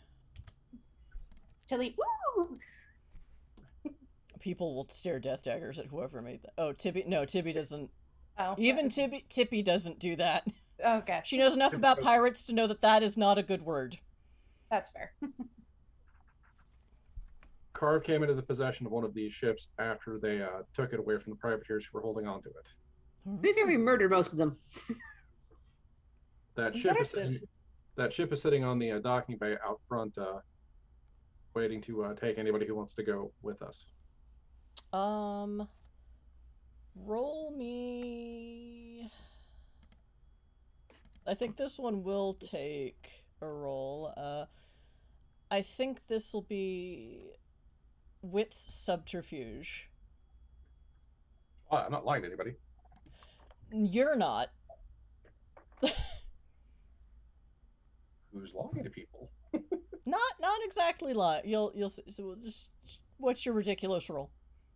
All right, I rolled. I was gonna say, while this is going on, Isphere's gonna lean her head back to look at the other three. Does your ship have room for smaller ship in it? Harvey's gonna shrug. Wits plus subterfuge, I 25. don't think it would fit in the door. Sorry, what? So, Holiday, you hear... So, from the changelings... Well, you can see the changelings. You hear, you hear various murmurs of approval and, oh, I guess that works. You also get a sense of lower whispers, and you now wonder if you might have to start keeping sharper security to make sure your hollow ship stays in your company's position. I mean, I'm concerned about that, but we do have an aquamarine dragon what eats people Yeah, I mean... guarding it, so... I'm sorry, a what? You didn't Well, hear that. I didn't say that in character. Yeah, I was just teasing. if Dune's not using a Welsh accent and taking 30 seconds to say one sentence, then it's not in character. I will remember this for next time. So yes, I will say, Esfer, you can make the same roll if you'd like to also hear that. Sure. What was it? Wits and subterfuge. Subterfuge. I'm semi-decent at that.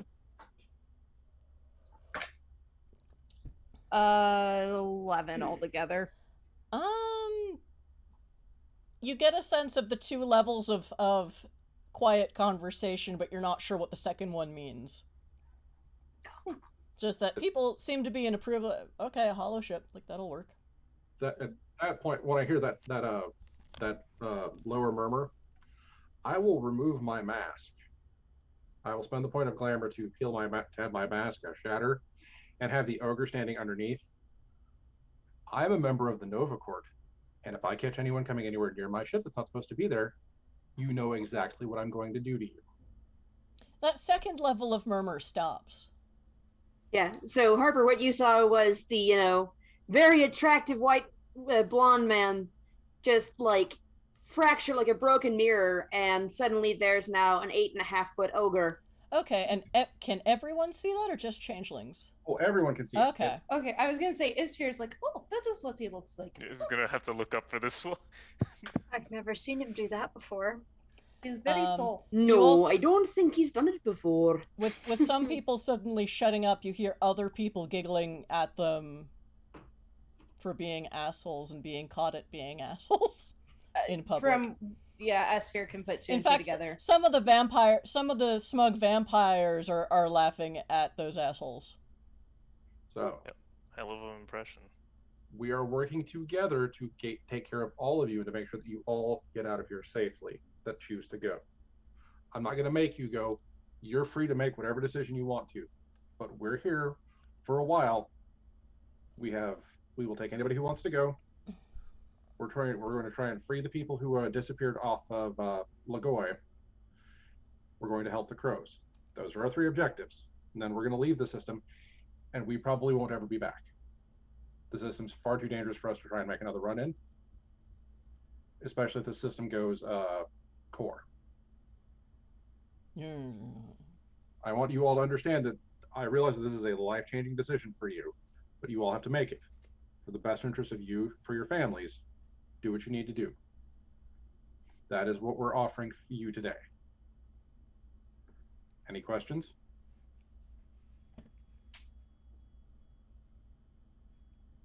Right, what's your shoe size?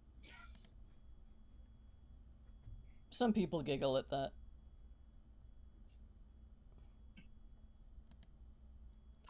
Any real questions pertaining to the actual situation at hand, or Isphere just kind of giggles to herself. A man or a male presenting person who just sort of again appears at kind of the edge of the room, raises his hand. People around him kind of start inching away because apparently this person, yeah, not blinking, not breathing, very pale. Doesn't look fucked up like NWoD Nosferatu, but definitely gives that aura of disturbance. Yeah, I've met the mayor of Eden. Yeah. And he raises his hand. So are you sure? And he's clearly got like a data pad in his hand and has been looking things up. Are you certain that Eden City can handle such a large influx of supernaturals as well, and it's from these news reports, it seems that they took in refugees from Sanditon, but that was sadly a relatively small ship. Yes, of because survivors. We didn't hear about what was going on at Sanditon. We've met with the people who escaped Sanditon. That was not a pleasant day for anyone involved. Eden City has a changeling population in the 1.5 million range, if I remember correctly. It's hard to say because Supernats aren't required to disclose their Supernat status, but it's available on the census. Yeah. There's a rough guesstimate of what there are 1.5 million changelings in Eden City proper. As I understand it, the city itself will not be hospitable to the werewolves among you because, as I understand it, the barrier between worlds is very, very thick. But as I understand it, the outlying country does not have that problem. Vampires, you're going to have to integrate into the social structure of Eden City. I don't know enough about it to be able to tell you what that's going to look like, but the offer is open. Let's see, mages. I know precisely fuck all about all of you. A lot of people giggle quietly at that. But I am sure that you will find places to be and people who will work with you to help you get established. And of course, I'll stand up. And of course, you don't have to stay there. Eden System boasts a very thriving spaceport, and many travels between there and the Rim systems are available at any point in time in the day. And we specialize in getting people to where they want to be, so. If Eden doesn't suit you, you can keep moving on. We will be happy to help you move along. Yes. A female presenting person steps out of the audience. Klaus, roll wits investigation. Oh boy. Oh, good. You got this. We believe in you. Ironically, this is a thing that Klaus can see in people when they're trying to hide it. That's a 9, so 1 success. You're not sure, but you think this, you don't get any Supernat vibe off them, but she might be an escaped synth. And from her question, what is the status of synthetic humans in the Eden system? Their sale is outlawed by order of the mayor of the city, and they are citizens. Dune will hit the table. People are not property. Not on Eden, not anymore. And not ever again if I had anything to say about it. You hear a lot of people cheer at that, especially the werewolves. Roar! Which is weird, because they're werewolves based on your experience, but, well, they're not Eden werewolves. That's fair. Eden werewolves are the highest order of assholes. Yeah. So I will, give them a couple of blinks in surprise, because I was not expecting support from that quarter, but... Yeah. We will absolutely take any synth who wants to go with us. No questions asked.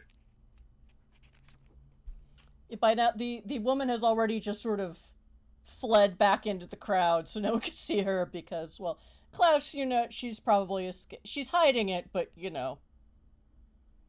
since they're nervous about that kind of thing. She doesn't seem to show off. She doesn't seem to come up as any other kind of supernats, but, escaped synths and supernats hang out a lot sometimes. Well, I have contacts for people like that, so. Well, also, while everyone is welcome, of course, to come when we leave, before we go, we do need to deal with the wound on Logoi, or this entire system will become uninhabitable. That being said, anyone who wishes to help may, because if you're not a werewolf or any kind of mage, then all you really need to do is hit things until they stop moving. We need to basically keep the area clear so the ritual people can do their ritual things and ritually. So, fun fact, Holiday and Esphere, you can kind of... So, the combined Nova and Summer Courts came in a bit late to the meeting, like just before it started, and they are all covered in dust, and some of them are holding pieces of emu. So you assume that they won. Liz is there, the Summer Queen is there, and she's not holding any bird parts, but she looks pretty satisfied, and they're all kind of like, ooh.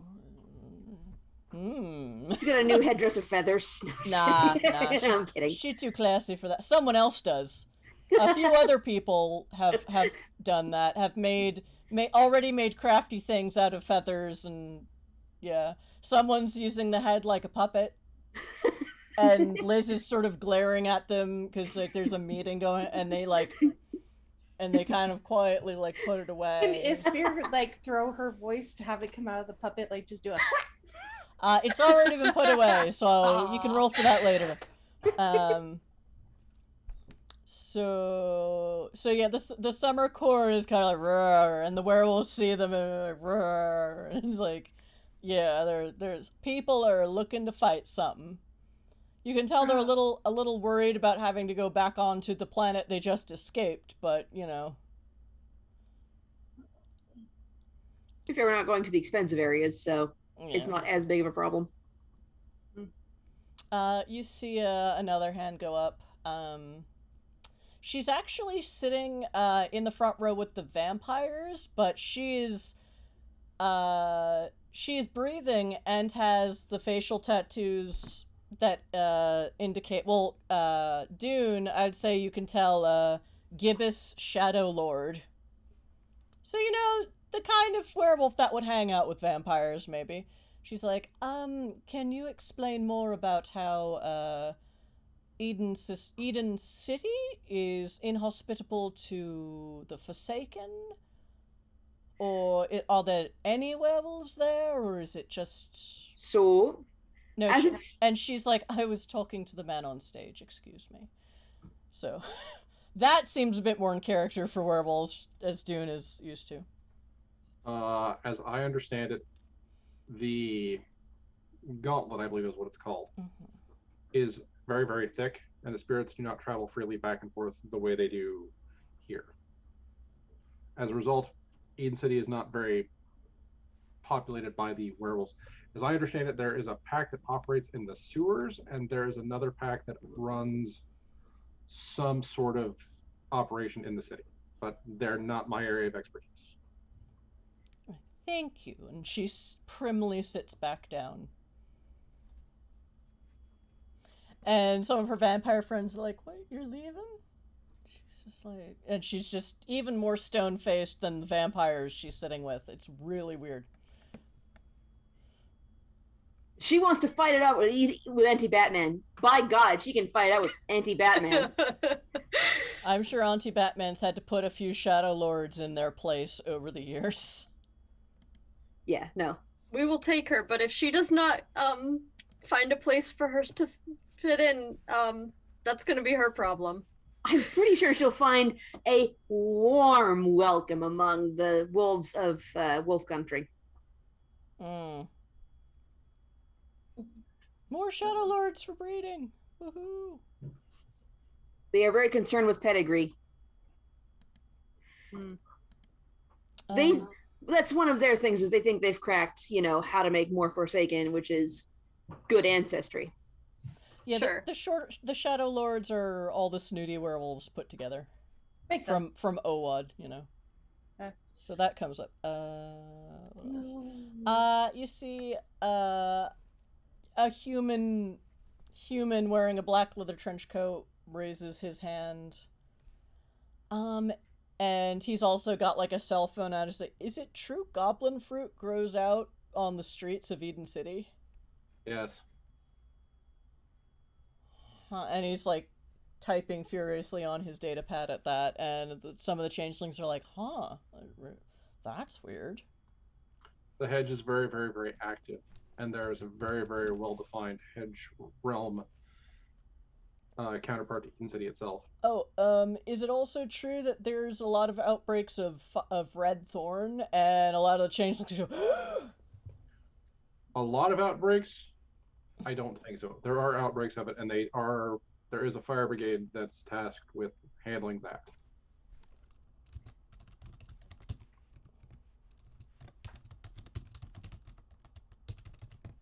And if you were checking the news reports, yes, there was a Therazaz incursion at the hacker convention a few months ago.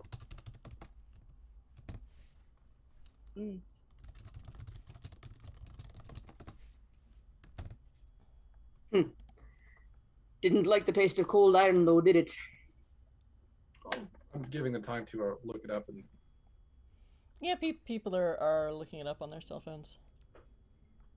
Yes, there was a Therazaz incursion masquerading as an operation to sell a augmented reality game that encouraged people to wander through a changeling constructed artificial realm that was the host body for Therazaz.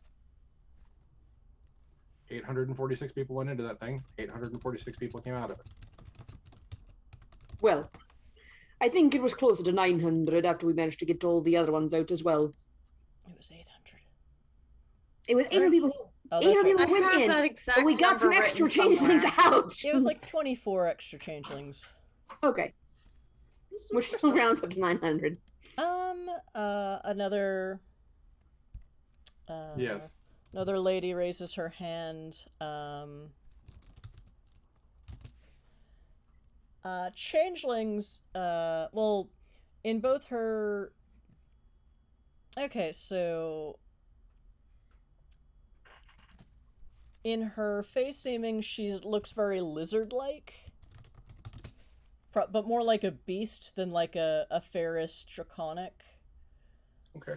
In her mundane seeming, she's got like a shaved head and is dressed almost kind of like in kind of baggy linen clothes, kind of like a monk almost. You suspect maybe directional court north, where they are kind of like monks. Okay. And she's just, when do you estimate that?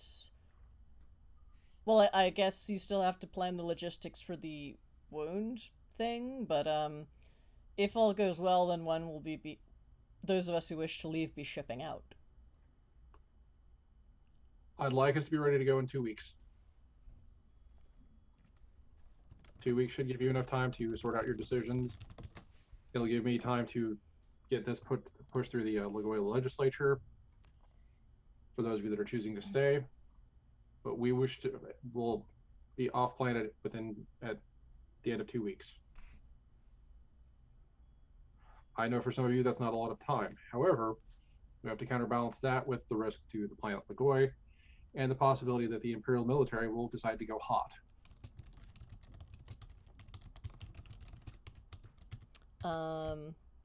So at this, it's not so much that someone raises their hand, it's that at the side of the stage, someone congeals out of shadow. Gooey. And yeah, they do seem to be some kind, like the changelings see, like they do look like a person made out of water, so probably an elemental. And it's almost like they Alex Mack, but out of shadows that suddenly appear and congeal. And Esphere, you found another night courtier.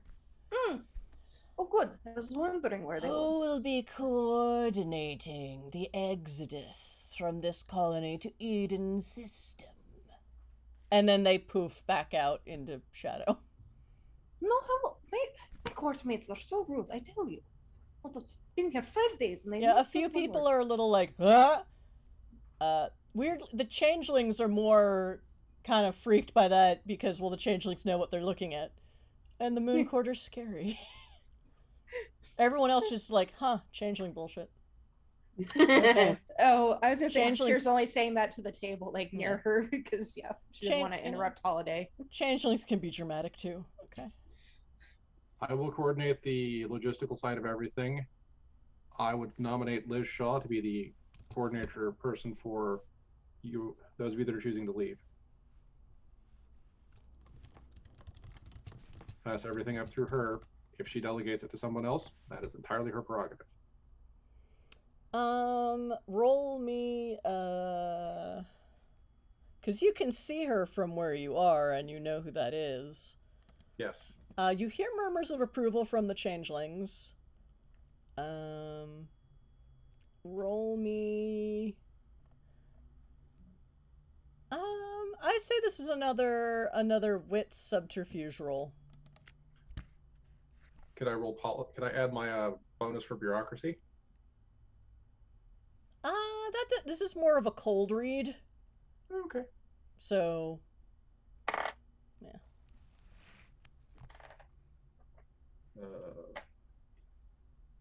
So how much longer do you think till we go kill things? 26. Yeah, so, you know, she's sort of standing with her arms crossed, looking stone-faced as ever. Did you talk to her first about making her the head of this logistical nightmare? Yes. Yeah, you did? Yeah, we talked about getting everybody together to get everything moving out, and since she's from here, I sort of suggested that she might be a good person to take the at least changeling side of it. As I said, she has the ability to delegate specific, like, hey, vampire stuff, go talk to this person, they report to me. Is that really how that conversation went? I don't. I remember that we had a conversation about her being in charge of the Exodus plan to at least get to Logoi. However, if she would rather do something else, she can politely demur, and I will appoint myself to take care of the process. You get the sense that she didn't realize she'd be the point of you suspect she thought she was going to do help with that, not necessarily be in charge of it. So she's a little bit annoyed, but she's also not disagreeing with you or saying anything. She's just stone-faced, but you know how to read stone-faced people, so... I will be coordinating the logistical effort. I'll be picking people to assist me with this project. Liz is going to be the first person that does so. If you have questions, bring them to me. I will figure out how to get everybody where they're going. From the sounds the changelings are making, you get a sense that, weirdly enough, Esphere, what you and Holiday see is that she has this... Well, aside from being in the heat-generating corner of the air of the crowd, which is probably all the Nova and Summer Courtiers, she does have a crown of, like, burnished red gold and green leaves, which is like, okay, so that's the Summer Queen. Surprisingly, a lot of the changelings seems to think, oh, okay, like in that way that, oh, she's the one with the brain. She is good at logistics. She is good at brainy stuff, which is not stereotypical of Summer Courtiers in general. They are generally the let's beat shit up and let's shoot first and ask questions later. So it's a little weird that's like you want a Summer Courtier to be in charge of logistics rather than blowing shit up, but is okay. The community seems to know her, so you're like, oh, okay. It's not your colony. You have your own ship. You also get a sense that the rest of the courtiers around her both respect and are terrified of her. Yeah, as they should be. Yep. I will look at the prince. If you would suggest one of your people who is not currently helping us engage with the wound crisis to handle logistics for anyone who wishes to depart, I would be most obliged for your assistance in this matter, should they choose to leave. I'm not asking anybody, I'm not making demands or commandments. However, for those that do wish to go, someone with your expertise and understanding of your people would be valuable. Yes, I'll see who's available out of my advisors' council. Excellent. I will look at the mages. You pick one. Yeah, you don't know who the mages are. Yeah, I know who the werewolves are. Yeah. You know who the general muttering people were earlier. That's true. You saw them all make the same face when they heard there was a wound on the planet, so... Yeah. You have a pretty good idea of who the mages are. Look at the werewolves. I will let you all fight over who's going to be in charge. They seem a little like, hey, we don't have to fight. You get a sense of, you maybe misread that slightly, unless you were trying to be ironic. It was a joke. Yeah. No, it was a joke. They don't think it's funny, unfortunately. However, you all are more than capable of sorting out your business yourselves. I am at your disposal for whoever you wish to help with. Is it whoever pees on the highest thing is in charge? I'm just gonna look at it like, what the fuck? And then I will look at the mages. Figure it out. You all know what to do. I will look at in the grouping of people who are not any of the other three food groups.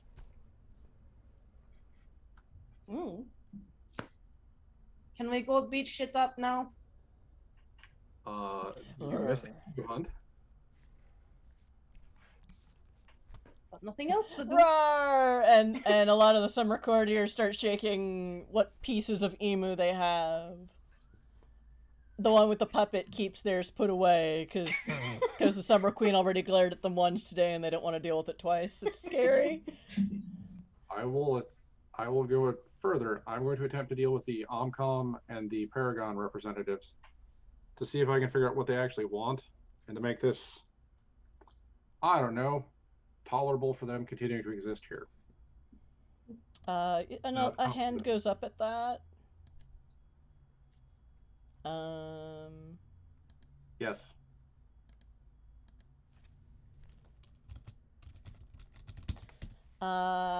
Those of you who are wolfy, you notice new moon tattoos and bone shadow tattoos. Oh boy. The fuck this is? So that you don't know, this guy with a lot of tattoos, probably from the werewolf side. like, I've been kind of watching them, and, well, I think the consensus, and he kind of looks around at people, and the werewolves are like, yeah, dude, go. Well, they pretty much are just hedging their bets. Like, I don't think they have any real faith in the colony, but, like, you know, if we do get to live here, then they want a piece of the action, and they're gonna have to work with us, so they're just being whatever they think nice looks like. And there's kind of a general murmur from a lot of people of a lot of different creature types. Like, That's what I gathered when I saw them interacting with the rest of UBS. yeah, but like those two megacorps have been fighting over the system for like decades now, and you know, they stopped hiring union contractors with everyone else in the and there's like a big agreement murmur there. So he's like, yeah, I don't think they're gonna get in the way of like us staying here, but they're not really gonna help us either. There's general like murmur of especially among the vampires, who this is a very vampire thing to know, and they're kind of like, oh, good job, werewolf. My own spies couldn't have said it better themselves. Then let me ask you all, what do you want from the megacorps? There's kind of a general murmur of people saying, no, you go up, no, you go up, no, you go up.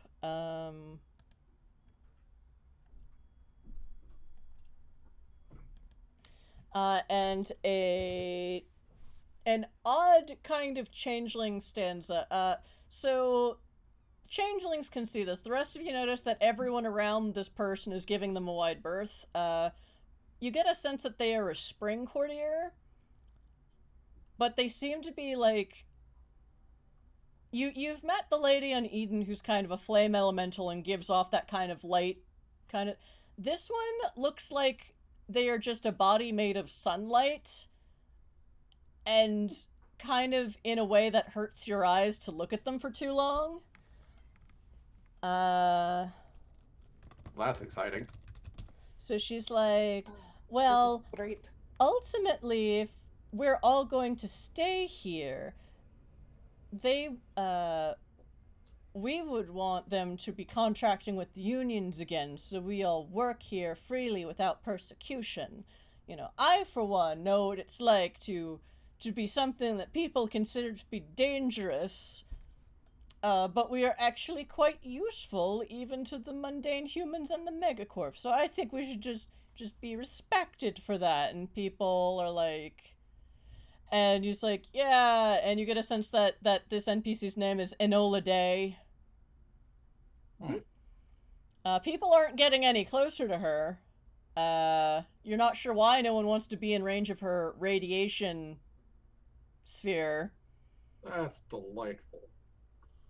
I will flip over my legal pad and I will take that note down. So, yes, we want respect and jobs. Well, I mean, who knows about respect when it's megacorps, but we want jobs. If they're aiming to control this sector of space, we don't want to be kicked out and replaced with synthetic humans. Or turned into wage slaves ourselves. And there's like, yeah, there's a lot of... in that case, you know... And a lot of people kind of... All the changelings wince at the word slave, but, you know, people who are or know changelings know why, and, you know, it's not out of line to have that concern. Sure. I tell you what, if any of you have any sorts of requests, demands, thoughts about what you want from the megacorps,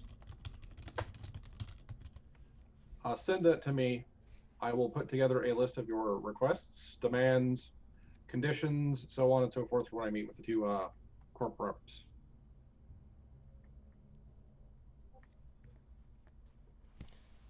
And I will see if we can't hammer out an agreement where they will meet some of your conditions and requests. I don't know if I can get them to agree to everything, but I won't know that until we talk to them.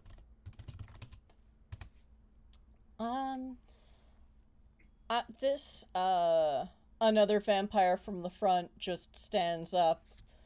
And doesn't even raise his hand. He's like, so do you assume that if you help them take over the system, or at least the colony, that they'll agree to those demands in exchange? I have no idea what they're going to do. I tend not to trust humans. Murmur of agreement. But it's in their corporate interests to have control of the system. It's in their corporate interest to have a happy, compliant workforce. It's in their interest to not have to pay millions upon millions of credits to fix a space dock that is very, very fragile and can be destroyed with the slightest provocation by the vast quantity of supernatural creatures that live here. Just You need are to all sneeze. astonishingly dangerous in your own unique ways. Some people are a Did little. he give us compliment? That's so sweet. You get sensitive. Hey, and also yeah. I honestly don't know what the humans are going to do. They're unpredictable.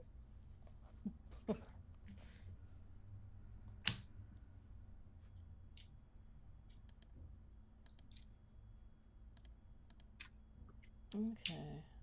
But you, as a collective labor force, do represent an asset that can be valuable to a mega corporation, so long as they're not abusing you.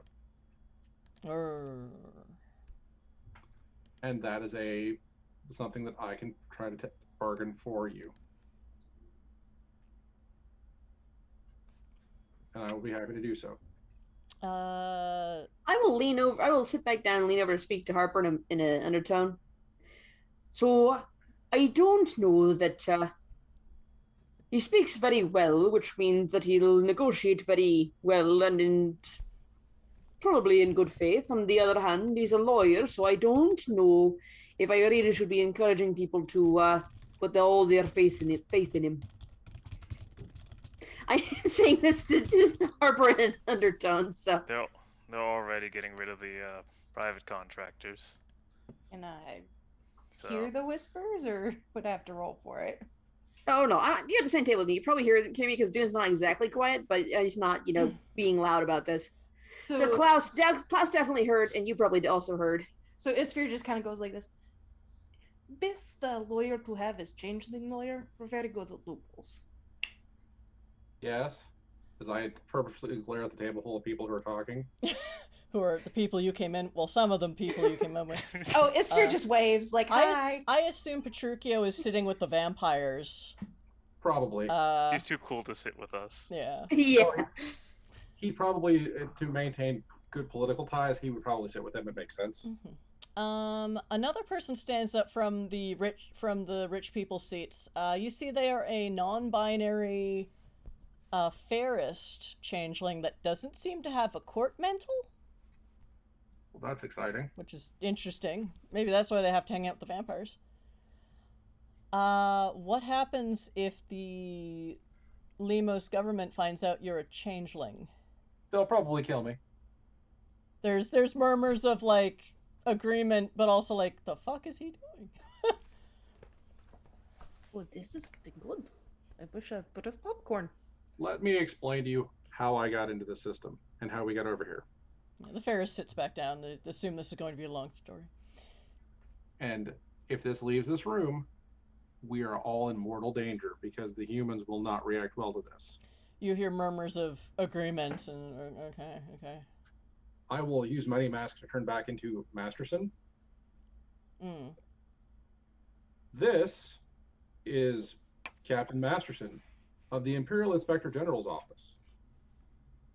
This is an identity I have stolen from an Imperial officer that I used to get myself into this system. This is the identity that the humans have seen me as, and this is the identity that I am traveling under. If the humans ever figure out that any of us have this capacity, life is going to become very, very unpleasant very, very quickly. Now, They steal spaces. That is good. I have revealed this secret to you because I am putting my trust into you to understand that this is very, very dangerous for all of us. I am willing to take this risk for your benefit.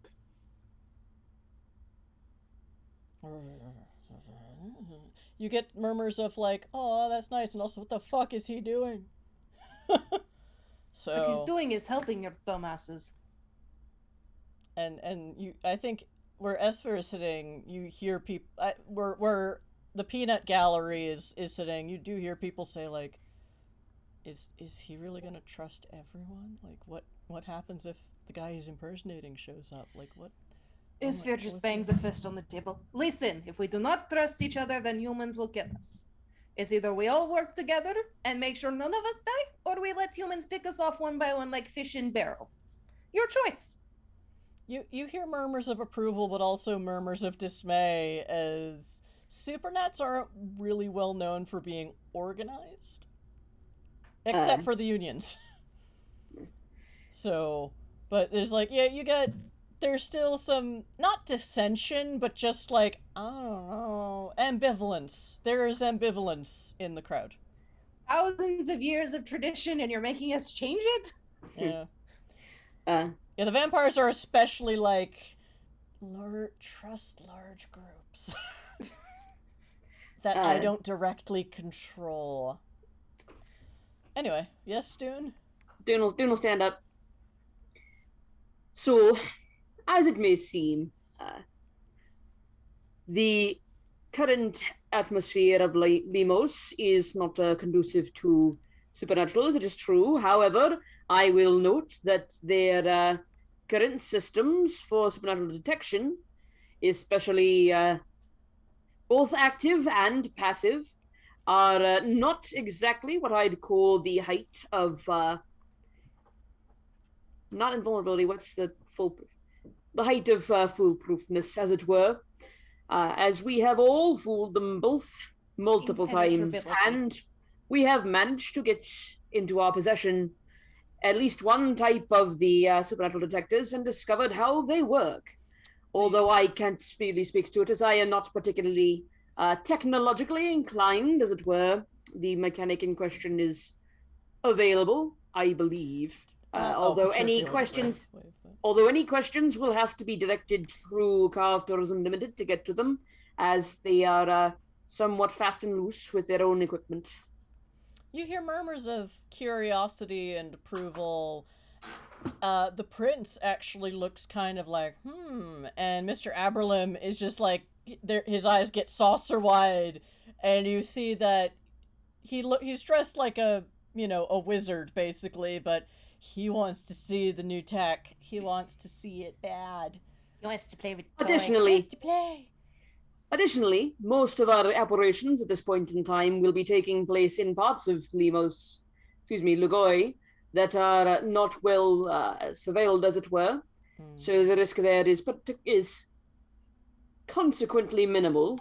Not, I would never say zero, and I mean there are things much riskier in those portions than simple humans, but the assisting with the wound would come with a minimal chance of detection by humans, unless someone does something particularly egregious and brings the entire thing down, as it is a sub-level of the city, and if you bring the top down, the whole thing goes. Blowing up a mountain. As for directions and such, for those wishing to know more about Wolf Country and places outside of Eden City on Balder, the main planet of Eden, you may of course direct your questions to those of us who have more experience with them than perhaps the city dwelling. I will, tip my hat to Holiday, lawyer who enjoys the comforts of the city and perhaps has never seen the outside of it. This is, in case I'm being unclear, I am in fact trying to dig at the werewolf who wouldn't talk to me earlier. Oh, it's clear. Isfir's picking up on it, and she smirks. She's just like, you can't tell because she's facing away from you, but you don't You don't pick anything up. However, the Bone Shadow that was talking about corporations before is kind of taking note of your facial scars and tattoos and sort of whispering to his buddies, and you get a sense, oh, they all know you're a kinfolk now. Fair. I mean, as the only technically human in the party, but the werewolves aren't making noises of disapproval that there's a kinfolk. They're like, oh, it's a kinfolk. Okay, cool. Yeah. However, Idun feels about that. At least one person is like, are they cute? And it's like, no, not now. Are there not any more kinfolk? Like, or like just werewolves? Like I said last game, kinfolk don't have as obvious tells as the werewolves around you. And even as you met Harper, some of the werewolves don't even have obvious tells themselves. Well, that's the thing about wolfbloods is that, yes, they do. That's why they're wolfbloods. Yeah, when you cut into them, but currently no one's tried to rip your skin off today. Well, that's just one type of tell. Right. So, like, there are lots of different types of tells, and yes, some of them are exceedingly obvious. Like the people who are flayed. There are some wolfbloods who look like they have been flayed alive. Okay, I need to well, you don't see any obvious wolfbloods here. Okay, yeah, so... I ripped my skin off today. You what? He ripped his skin off today. That's true. Yes, Holiday ripped off his own skin, but Dune still has all of his skin intact today. Yeah. I think. Okay, fair. Yes, no. I haven't done the trick, no. Isphere's gonna lean over to Dune and kind of like gesture to where the stupid, prissy one is and be like, you should tell her that she has to run naked before the orgy.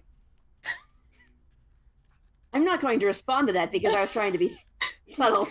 No. She's like, once he's done, and she'll like lean over and whisper it, like if like if she comes over. Well, the Shadow Lord or Shadow Lady didn't seem to have any response to whatever Dune said.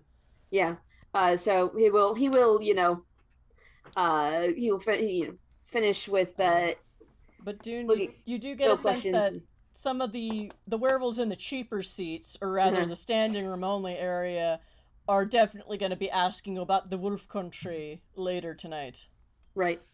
So I will have a seat back down then. Steel yourself for that.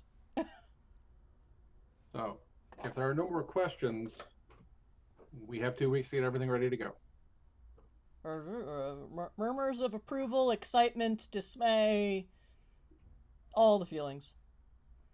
The prince is emotionless, but they're the prince. That's their job. Kitty! There she is. Get here. A cat runs onto your table. She's being a diva, as usual. Oh, hello. Esther, you can see that this cat is a changeling. Oh, well, that but she still wants attention. Yes, pet her. She'll go away eventually. Harper, there's a cat sitting on your gun. There she is. That is a rather Jelly cat pokes its head out. Game derailed by a real cat. Okay. All right. She needs for 15 minutes. Yep. With that, you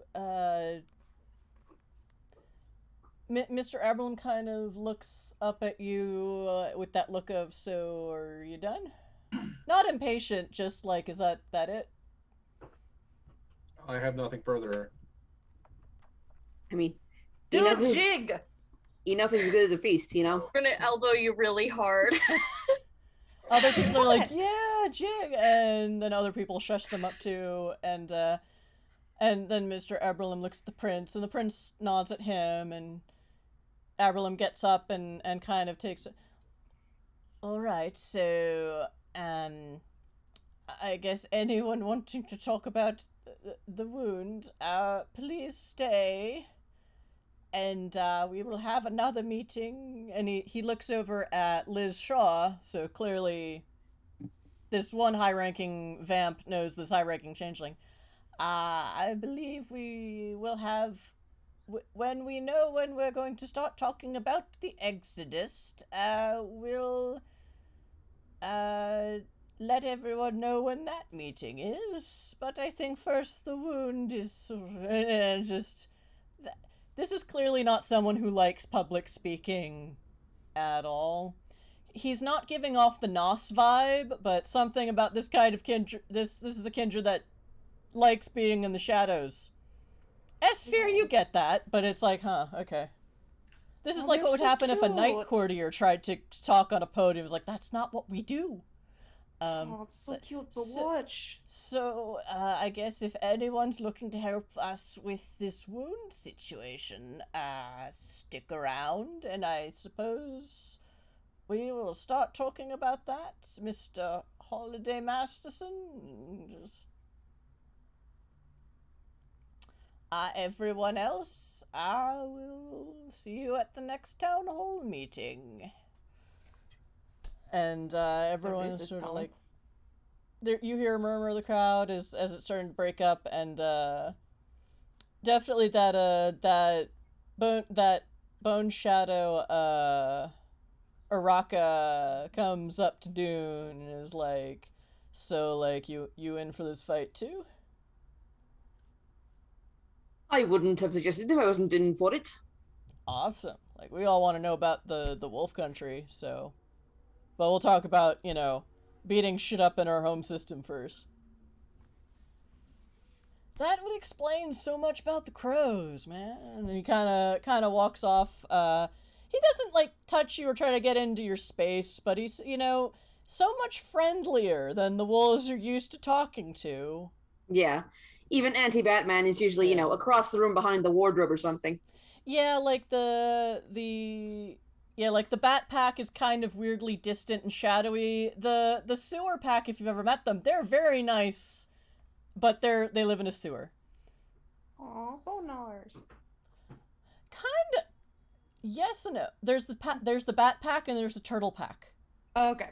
Teenage Mutant Ninja Werewolves. Yep. But they're all Lodge of Spires, so it works. Anyway, so yeah, the meeting is adjourned. Basically all the werewolves stay. The Summer and Nova Court stick around. You see various mages and changelings. People you would think are human are over talking to Megara, who is still there, and so you assume, okay, those are probably mages. I mean, if the synths want to load up with shotguns and go, you know, let off some of that pent-off aggression, they're welcome to.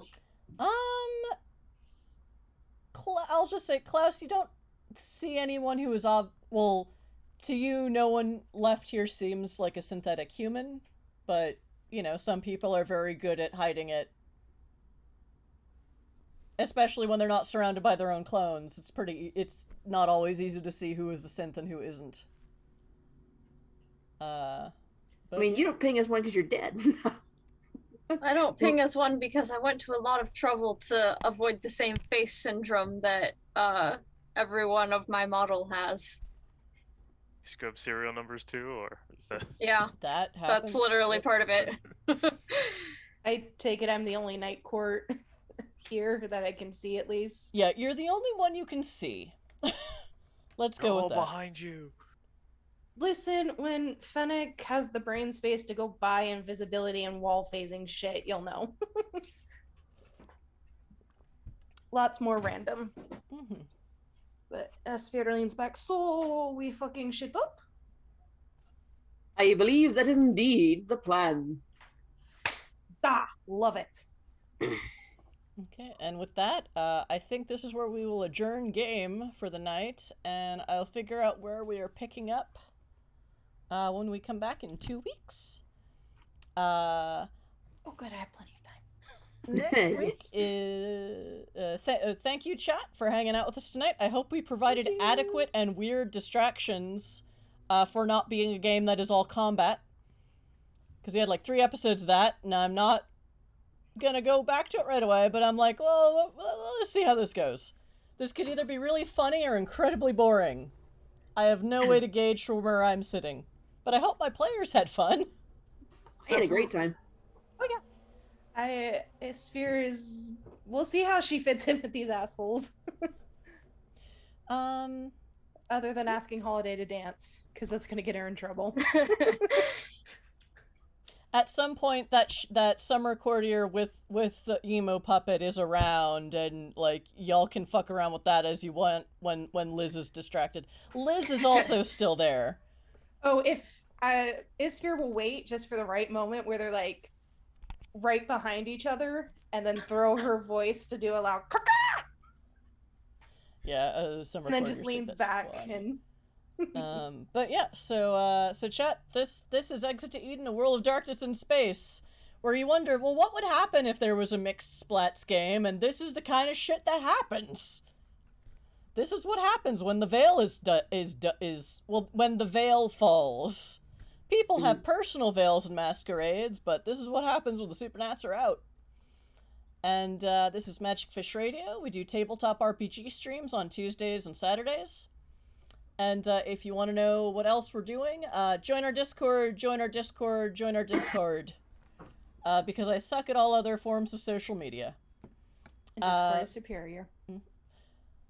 Next week is Indie Game Night. So, Merc, are you available next week? Or I might be able to. I will let you know closer, probably about like Wednesday or Thursday, because that depends on when the parents leave.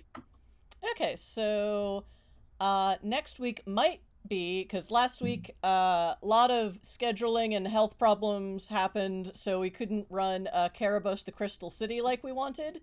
Merc now has the full Kickstart package, and we want to play it. It is a very so that's either next week or the indie game night after that. So watch our Discord for more about that scheduling. On Tuesday nights, we've just wrapped Vampire the Masquerade, and we have VODs of all this on our Twitch channel and on our linked YouTube channel, which should be linked to the Twitch page, but I don't know. If in doubt, go to the Discord! Everything is on the Discord. Even things you can't see. Internal communications only. Audio posts. I think my security clearance got fudged. Oh, did it? Now. I'm just teasing. Oh, okay. That was a joke. Like, I somehow ended up in everything. I mean, you completely fell off the game a few hours ago, so I'm, like, not discounting anything at this point. Also, I'm brain fogged as all fuck. So if today's game wasn't fun, that it's my brain fog's fault. And the rain. No, it was awesome. I had fun. For running. Vampiric Yoda bought me another GM+1. Thanks, bro. That's what we needed. Yep. So yeah, on Tuesday we just wrapped our 20-episode run of Vampire the Masquerade set in the 1920s. And now we're going into what was the original plan for Tuesday night, which is a bunch of short-run chronicles of all the games that GM John has always wanted to run, but only having our Sunday game unstreamed is like, no, we don't want to play Aliens. Well, we're going to play Aliens for 4 weeks, and it's going to be PvP Palooza, possibly. So looking forward to Alien. But we had we're gonna be having a conversation about that on the Discord before we start. Well, I think we're all on the same page about, PvP's gonna happen. It's Alien. And after 4 weeks of that, we will have a 4-week campaign of G.I. Joe in the new Essence 20 system. And probably more Essence 20 games further down the line, because John has been waiting desperately for, in fervent hope that the Transformers game will be good.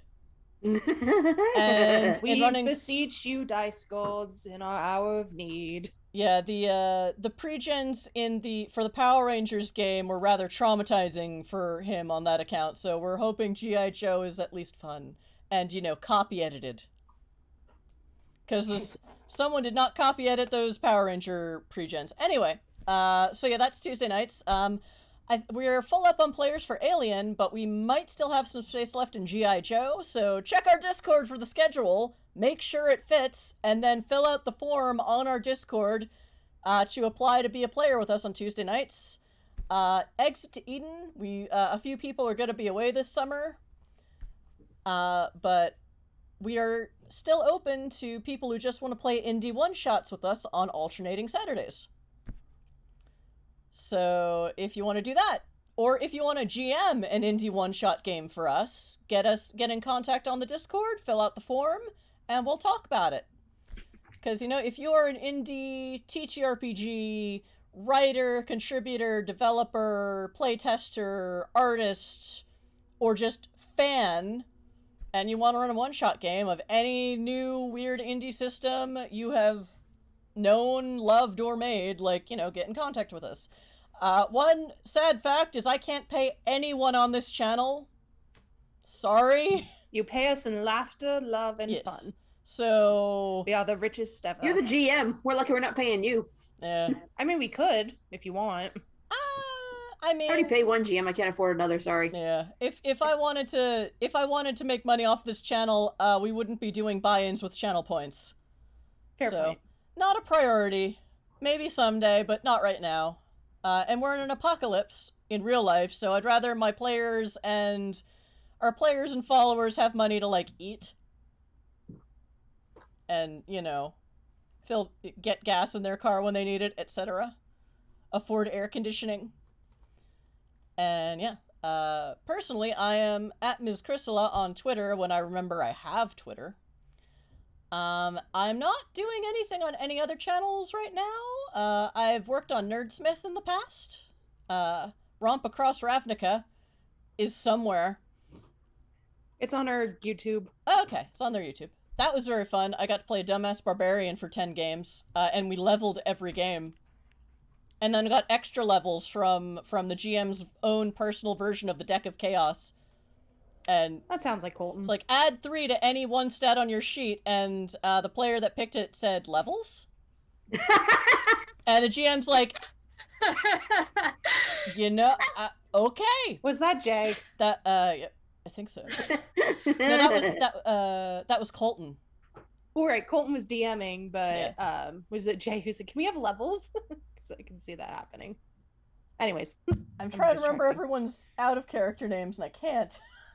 It's okay. Brain fog! Anyway, it's hilarious. It's great playing a barbarian when you generally have to run everything on the stream, and you're like, nope, I'm just gonna hit things with my axe and teleport a whole bunch.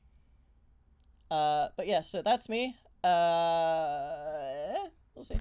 And now we'll do everyone else's outros while I look for someone to raid. Let's go backwards. Oh, I'm sure everyone moved since we started, so... We actually didn't, I don't think. I think the 2 new players switched. Oh, yeah. Yeah, they did. Did we? Damn Microsoft. Now I'm under...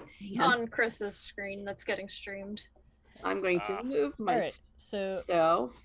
No, that doesn't move you on my screen. I know. It moves me on my screen, so I know who's going next. Oh, okay.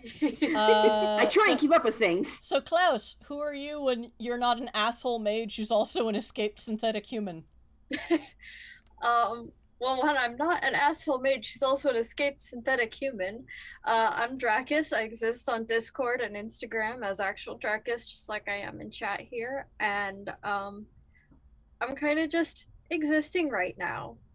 Gonna try to post on Instagram more, so you know. Hey. I guess I'm next. I'm Merc. I exist on Discord. That's about it. You know, I exist in a couple other places, but they're not really like they're for public consumption because they're social media or whatever. But like they're not for public consumption, so it doesn't super matter. I have. Well, I gotta get a hold of the publisher first, but I have a novel that's mostly done that'll hopefully get published in the nearest future. But we'll see about that. If that happens, I will be, of course, give more information. But for right now, I have nothing. I'm just a face on the screen, and I'll pass it on to Esphere. Oh, me. Sorry. Yes, you. Brain fog. I was like, who's Esphere? Right. Hi, I'm Fennec. I'm the player of Esphere. You can find me on most things as at the Fennec Wolf. I help run Nerdsmith. I've recently hopped on to Magic Fish Radio because you all showed me a crumb of kindness. Now I'm your problem. I You're not like a problem. problems. Also, even if you were, I seem to like problems given the system I am running. That's fair. But yeah, I hope to be doing some more things now that I'm down to one job and can like do creative projects again. And yeah. Love your faces. Ooh. Next, Harper. Hi. Firebug Mr. werewolf. I've been Harper. I'm Mr. 571, and good luck finding me on social media. Kind of a ghost, so have fun. Well, more player plus ones. Oh, it's from someone named the Fennec Wolf Child. Thank you. Listen, you get some, I balance it out for us. No. That's not how this works. Shh. I am Zardoz on Discord, at Once and Future Doctor on Twitter. I also run Duffel Bag Full of Zombies Press, where I make role-playing game supplements, and other hilarious things that usually annoy people. Woohoo! And we have played some, at least one of your games on our channel. One game and one, I think, a module you built for another game. The Star Trek game. Oh no, I didn't build that, but I have run Star Trek Adventures on this channel. I've also run my game, We Are All Children. Yes. That was fun. I liked that. Yep. Yep. Dig it. That was pretty entertaining. Oh, wait. And then someone named Mr. 571Z bought me more GM plus ones. Damn it. This is gonna be a thing. Stop. The I was GM gonna plus try ones are balancing cheaper. you out, but The war of attrition favors the GM. I'm generally. won't let me again. Thus far, I have no problem with my players using their channel points because it means their accounts are watching our stream and beefing up our poor beleaguered numbers. So I am okay with this. Could you all stop? That would be great. No, stop. Keep going. So yeah, we are going to go raid the Bidding Dice war. Cult, who are Can't Yes. stop, won't stop, groove. Vampire the Masquerade. So, Ooh. in the White Wolf family, Ow. your plus ones are silly and your link is broken. Oh, okay. I don't know. Pain.exe. Anyway, so let's get raid the Dice Cult. Join our Discord. Join our Discord. We want you there. Because I have no idea what I'm doing, but I do it all on the Discord. Yeah, I said it. Fuck it, I said it. Oh, good. None of us know what we're doing. Nah, I certainly don't. And I know even less when I'm all brain foggy. Good news. Some medication changes this week means one of my ongoing flare-ups for the year might be over, so I could be a better GM for the rest of the year. Or at least until I have to go back to full-time work with a bunch of college students who refuse to mask. You're an amazing GM already. So there. Thank you. Oh, I need a new job. Anyway, we're gonna raid the Dice Cult, who are playing Vampire the Masquerade. Talk to me about all of my personal drama on the Discord. If you dare. I'm a New Yorker. If I start talking about it, I can't stop. We at some point still need to talk over Discord about food issues and Yeah, oh, yeah. And join us on Tuesday for our first game of Alien the RPG. And I think our GM isn't here on Saturday nights, but I think all of our so it's going to be me, Dracus, Zardoz, and Fennec. So yeah, see some of us again on Tuesday, stabbing each other in the back and being incubators for aliens. That'll be sometimes great. metaphorically, sometimes actually stabbing each other in the back. It's going to be chest burster o'clock. For now, I am here. let's get ready to raid! Please believe it or else. Oh. So, again, chat, thank you for joining us tonight, whether live in chat or in the future via VOD on YouTube or Twitch. Until we see you next time, please take care of yourselves, please take care of each other, and please diablerize responsibly. Bye!